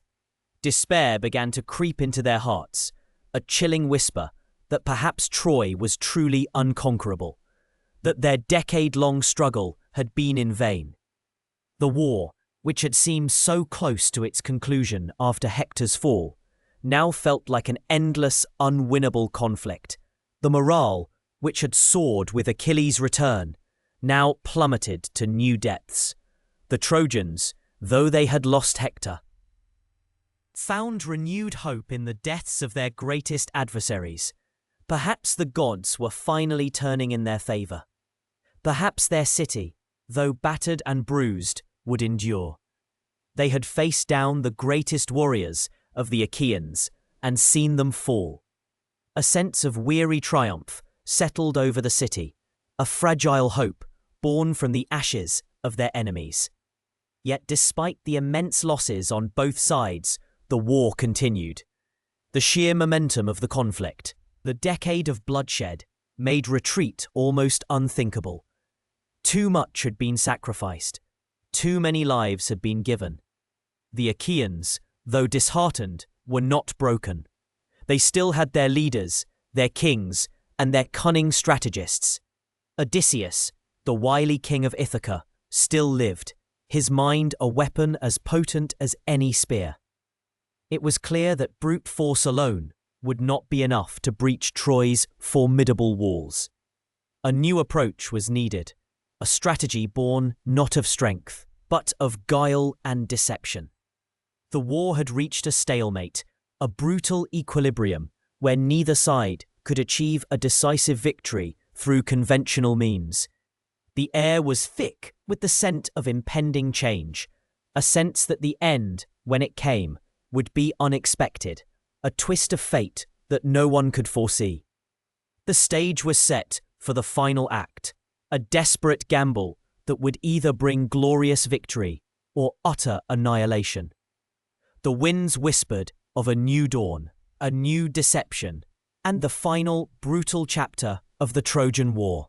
The war had stretched on for 10 long years, a decade of blood and tears, of heroes rising and falling, of city walls enduring. Both sides were weary, their resources dwindling, their spirits frayed. The once mighty Achaean forces, though still formidable, longed for home, for the sight of their fields and the embrace of their families. The Trojans, besieged within their formidable walls, had suffered even more acutely. Their young men had been cut down in their prime. Their fields lay fallow, and the constant threat of battle had cast a pall over their once vibrant city. The very air within Troy seemed to hum with a desperate tension, a shared yearning for an end, any end, to the relentless conflict. It was in this atmosphere of profound exhaustion and fading hope that Odysseus, the king of Ithaca, a man renowned for his cunning and his sharp intellect, conceived of a plan so audacious, so utterly unexpected, that it would forever etch his name into the annals of legend. He had watched the walls of Troy for years, observed their strength, their unyielding defiance. He knew that a direct assault, no matter how fierce, would likely fail, costing countless more lives. A different approach was needed, one that bypassed brute force and instead targeted the very psychology of the Trojans, their pride, their piety, and their desperate desire for peace. His idea, whispered first to a select few of the Achaean leaders, was met with a mixture of awe and trepidation. It was a deception on an unprecedented scale, a gamble that could either win the war or lead to utter annihilation. The plan was simple in its core concept, yet complex in its execution. They would construct a colossal wooden horse, an offering, seemingly, to the gods, a gift of peace and departure. But within its hollow belly, the most skilled Achaean warriors would be hidden, waiting. The construction began in secret, away from the prying eyes of Trojan scouts. Under the skilled hands of Epeius, a master craftsman, and guided by Odysseus's meticulous vision, the giant horse slowly took shape. It was a marvel of engineering, fashioned from the timber of Mount Ida, its towering form designed to inspire both wonder and a sense of divine intervention. The Achaean soldiers, though exhausted, found a renewed sense of purpose in this clandestine project. They worked tirelessly, their hammers echoing softly in the quiet forests, their hopes pinned on this audacious scheme. Each plank, each joint, each carved detail was imbued with their desperate longing for victory and their yearning for home. As the horse neared completion, a new phase of the plan unfolded. The Achaeans would appear to abandon their siege. They would burn their camps, load their ships, and sail away, leaving behind only the colossal wooden horse on the plain before Troy. This act of apparent retreat was crucial. It had to be convincing, a performance so compelling that the Trojans would believe their long ordeal was finally over. The Achaean fleet would not in fact sail far. They would merely hide behind the nearby island of Tenedos, waiting for the signal. The day came when the Achaean camps, which had stood for a decade, were set ablaze. Columns of smoke billowed into the sky, a stark visual declaration of their departure. The sound of their ships' keels scraping against the shore, the shouts of the men as they loaded their provisions, all contributed to the illusion. From the battlements of Troy, the Trojans watched with a mixture of disbelief and dawning hope. Could it be true? Had their tormentors finally given up? As the last Achaean ship disappeared beyond the horizon, leaving only the enigmatic wooden horse on the windswept plain, a cautious excitement began to ripple through the besieged city. For 10 years, they had lived under the shadow of war, their gates barred, their lives constrained. Now, the gates of Troy, which had remained shut for so long, slowly creaked open. Tentatively, a few Trojan scouts ventured out, their eyes wide with wonder and suspicion. They approached the abandoned Achaean camp, now a scene of smouldering ruins, and then, with increasing boldness, they moved towards the colossal wooden horse. It stood there, silent and imposing, a monumental enigma. Its finely carved mane, its powerful legs, its serene, almost majestic presence seemed to defy its humble origins as mere timber. It was a sight unlike anything they had ever seen, a truly magnificent creation. The Trojans gathered around it, their initial fear giving way to curiosity, then to awe. What was its purpose? Why had the Achaeans left such a magnificent object behind? Among the Trojans, opinions were sharply divided. Some, like the wise priest Laocoon, immediately suspected a trick. He warned his countrymen, his voice filled with urgency, to beware of Greeks bearing gifts. He famously declared, "I fear the Danaans even when they bring gifts," and even hurled a spear at the horse's flank, hoping to expose any hidden danger. The spear, though it struck the wood with a hollow thud, revealed nothing. Laocoon's words, however, were dismissed by many as the ravings of a paranoid old man, his warnings overshadowed by the overwhelming desire for peace. Then, as if on cue, a lone Achaean soldier was discovered, bound and seemingly abandoned near the horse. His name was Sinon, and he was a master of deceit, handpicked by Odysseus for this crucial role. Brought before King Priam and the Trojan council, Sinon spun a tale so artfully crafted, so riddled with plausible lies, that it began to sway even the most skeptical among them. He claimed that he had been left behind as a sacrifice by the Achaeans, who, he said, had grown weary of the war and desperate for a safe passage home. He painted a picture of Odysseus as his personal enemy, seeking to silence him. Sinon explained that the wooden horse was an offering to the goddess Athena, a propitiation for a sacrilege committed by the Achaeans against her temple. He claimed that the horse was so large specifically to prevent the Trojans from bringing it inside their walls. If the Trojans were to bring it into the city, he asserted, it would guarantee their victory and prosperity, turning the tide of divine favor in their direction. But if they destroyed it or left it outside, it would bring ruin upon Troy. This elaborate fabrication, appealing to their piety and their yearning for divine favor, resonated deeply with the Trojans. Their city had suffered so much, and the promise of Athena's blessing, of a guaranteed future of peace and prosperity, was an intoxicating prospect.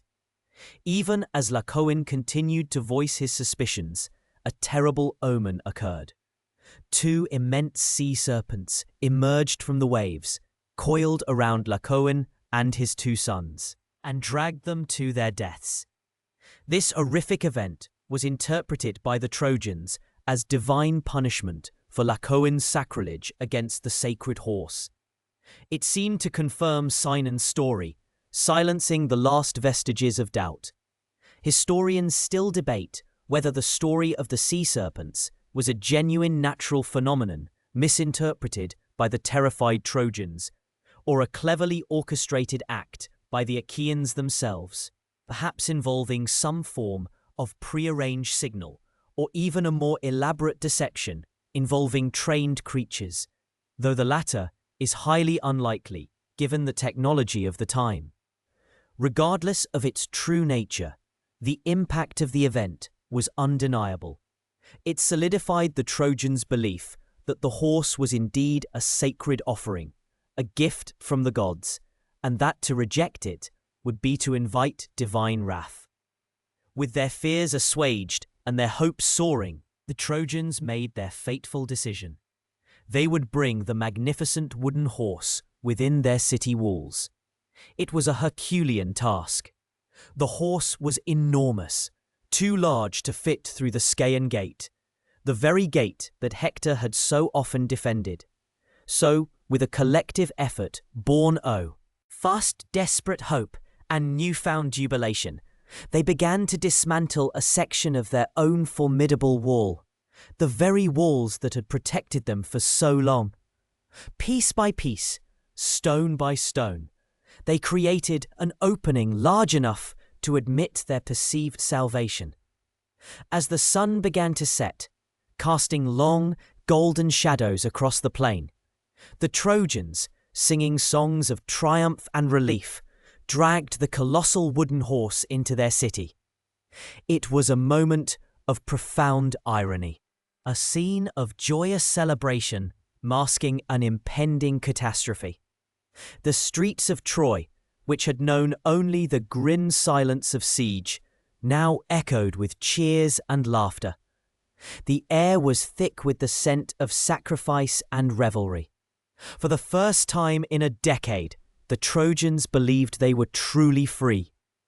Within the hollow belly of the horse, the chosen Achaean warriors, Odysseus, Menelaus, Diomedes, Ajax the Lesser, and many others, the flower of the Achaean army, endured the suffocating darkness and the terrifying creaks and groans of their wooden prison.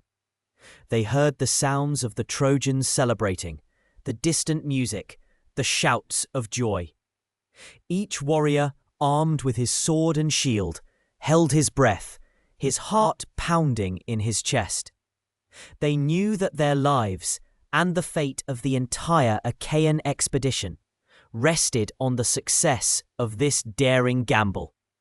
The night deepened, and the sounds of celebration slowly began to fade. The Trojans, exhausted by their day of toil and revelry, finally succumbed to sleep. A deep, deceptive calm settled over the city. The stars, perhaps, seemed to twinkle with a knowing glint, as if witnessing a secret tragedy about to unfold. The wooden horse, now a silent sentinel within the heart of Troy, stood bathed in the pale moonlight, its majestic form casting an ominous shadow. This was the moment. As the city slept, Sinon, who had been left outside the walls, lit a prearranged signal fire. From behind the island of Tenedos, the Achaean fleet, which had been patiently waiting in the darkness, saw the flickering flame.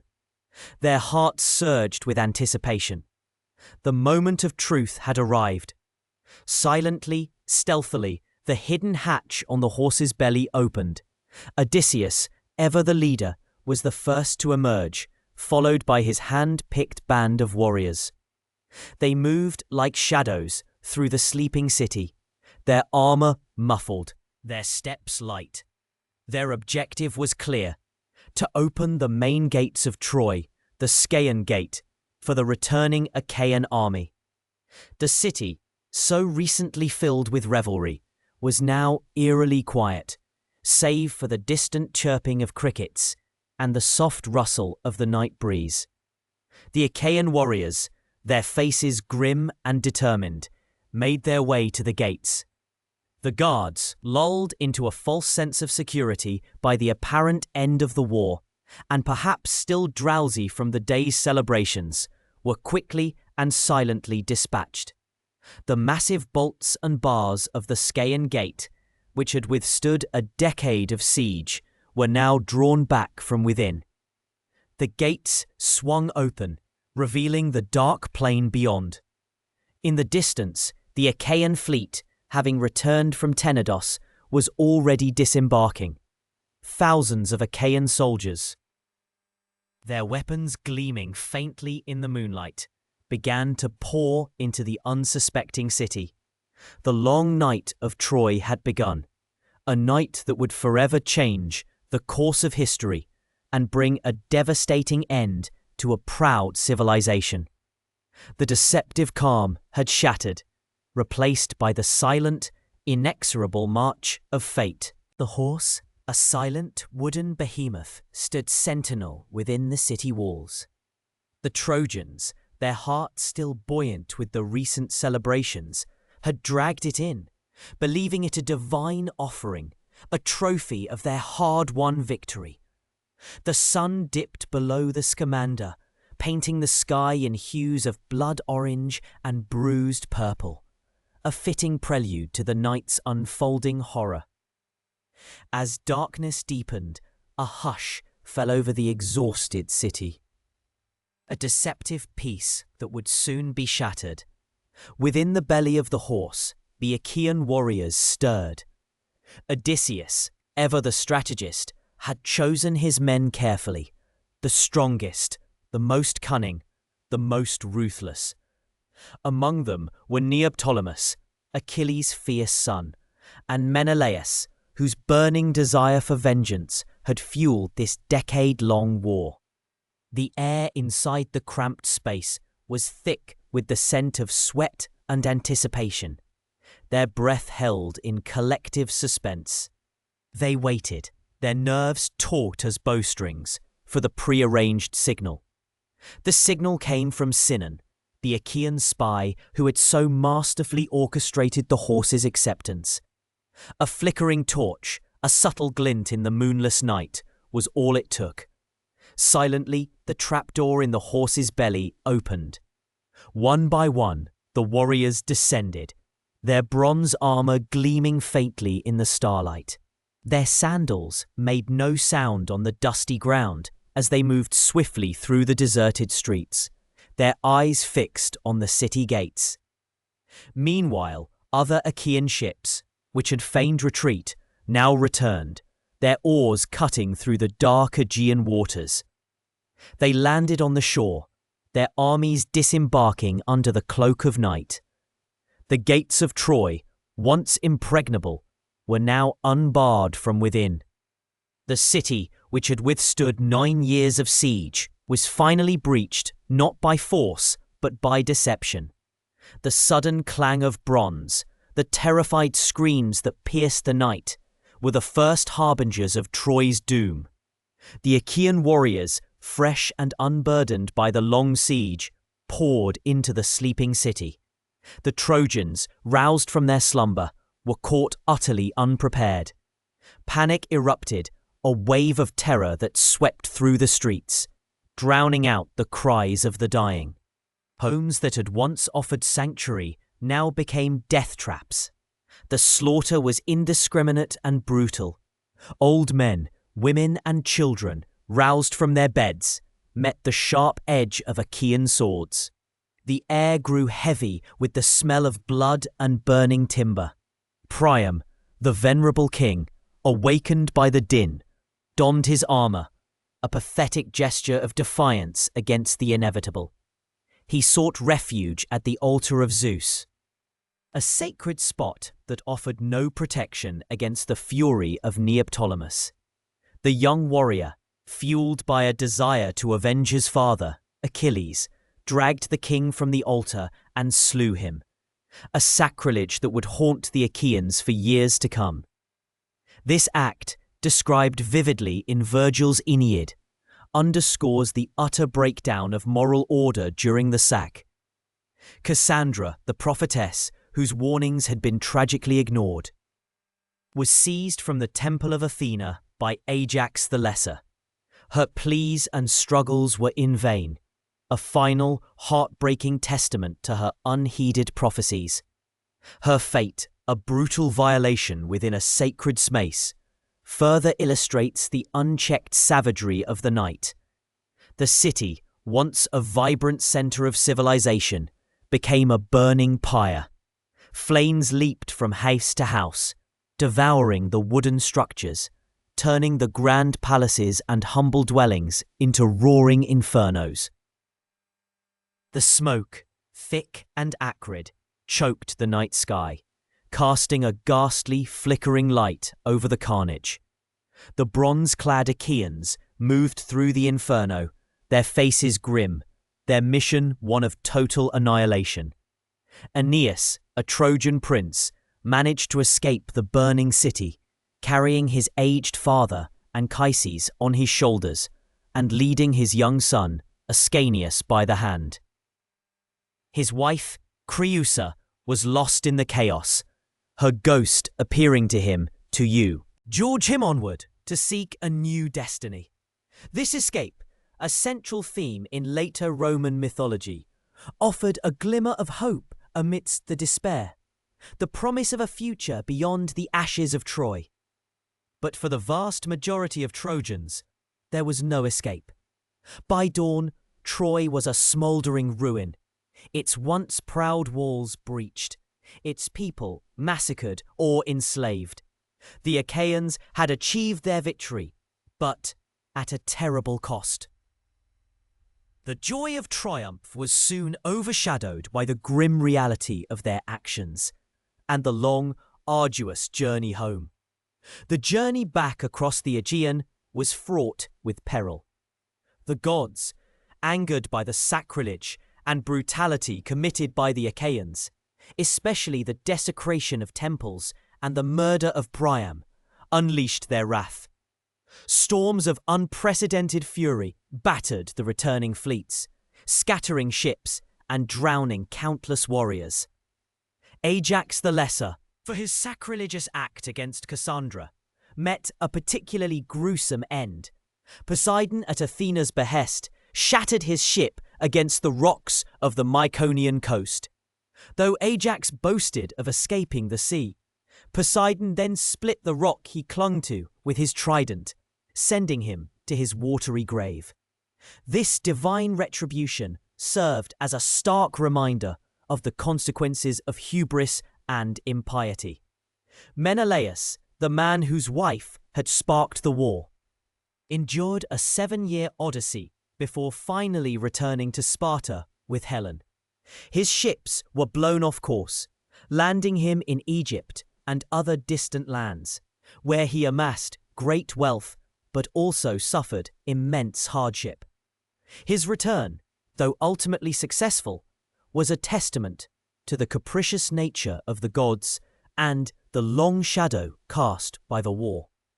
Nestor, the wise old king of Pylos, was one of the few Achaean heroes to enjoy a relatively smooth return. His piety and wisdom during the war seemed to have earned him divine favor, allowing him to sail home without major incident. He lived to a ripe old age, ruling his kingdom peacefully, a rare exception among his troubled companions.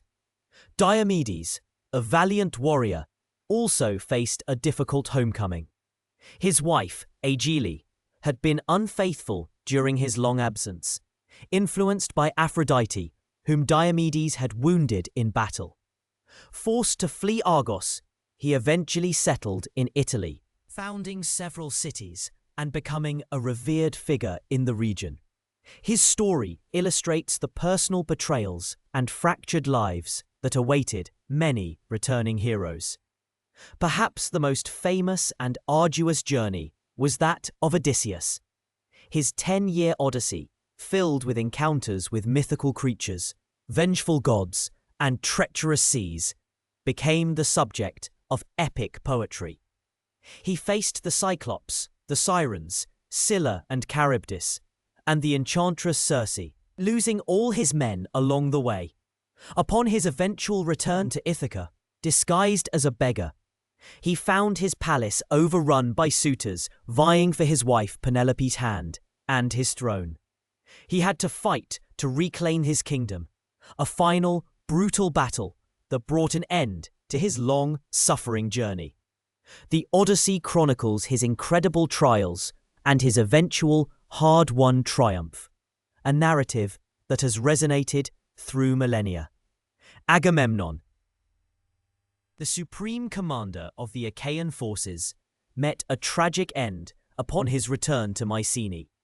His wife, Clytemnestra, had taken his cousin Aegisthus as a lover during his absence.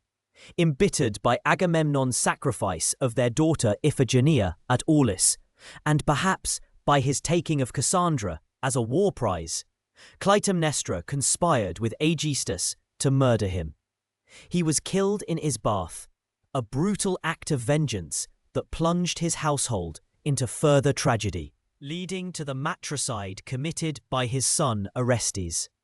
This cycle of violence and retribution, explored in Aeschylus's Oresteia, demonstrates the enduring and destructive consequences of the Trojan War, even for the victors. The fate of the surviving Trojan women was equally grim. Enslaved and distributed among the Achaean heroes as spoils of war, they faced sorrows in foreign lands. Hecuba, Priam's queen, witnessed the brutal deaths of her remaining children and the destruction of her city, before being taken as a slave by Odysseus. Andromache, Hector's widow, was given to Neoptolemus, a cruel irony that forced her to serve the son of the man who had killed her husband. Their laments, often depicted in Greek tragedies, speak to the profound suffering inflicted upon the vanquished. The war left an indelible mark on the landscape of the ancient world and on the human psyche. The site of Troy itself, a city that had stood for centuries, was reduced to rubble. Archaeological excavations in the late 19th and early 20th centuries by Heinrich Schliemann and Wilhelm Dörpfeld unearthed multiple layers of settlement at Hisarlik in modern-day Turkey, one of which, Troy 7a, shows clear evidence of destruction by fire and warfare around 1250 BCE, aligning remarkably with the traditional date of the Trojan War. This discovery provided tangible evidence for a conflict long considered purely mythical. The legacy of the Trojan War was not merely one of destruction and suffering. It also became a foundational narrative for Western civilization, shaping ideas of heroism, fate, justice, and the consequences of human actions. The epic poems that emerged from this conflict, particularly the Iliad and the Odyssey, served as moral and cultural touchstones for centuries, influencing countless artists, writers, and thinkers. The war's impact extended beyond the immediate generation. The lingering resentments and the heavy toll of lives lost contributed to a period of decline in the Aegean world, sometimes referred to as the Greek Dark Ages. The collapse of Mycenaean civilization, which occurred roughly around the same time as the traditional date of the Trojan War, is a complex historical puzzle, with various theories attributing it to internal strife, natural disasters, or external invasions. While the Trojan War was likely not the sole cause, it undoubtedly played a role in destabilizing the region and exhausting its resources. Historians still debate the precise nature and scale of the Trojan War. Was it a single, grand conflict as depicted in the epics, or a series of smaller skirmishes over trade routes and resources? The archaeological evidence at Hisarlik, while compelling, does not definitively confirm every detail of the Homeric narrative. Yet, the enduring power of the story lies not just in its historical accuracy, but in its profound exploration of universal human themes: love and loss, honor and betrayal, courage and despair.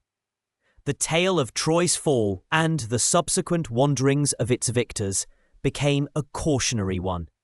It spoke of the hollow nature of even the greatest triumphs when achieved through deceit and brutality. It reminded future generations that even divine favor could be fleeting, and that the consequences of war, both for the vanquished and the victors, could stretch far beyond the battlefield, echoing through generations and shaping the destinies of entire peoples.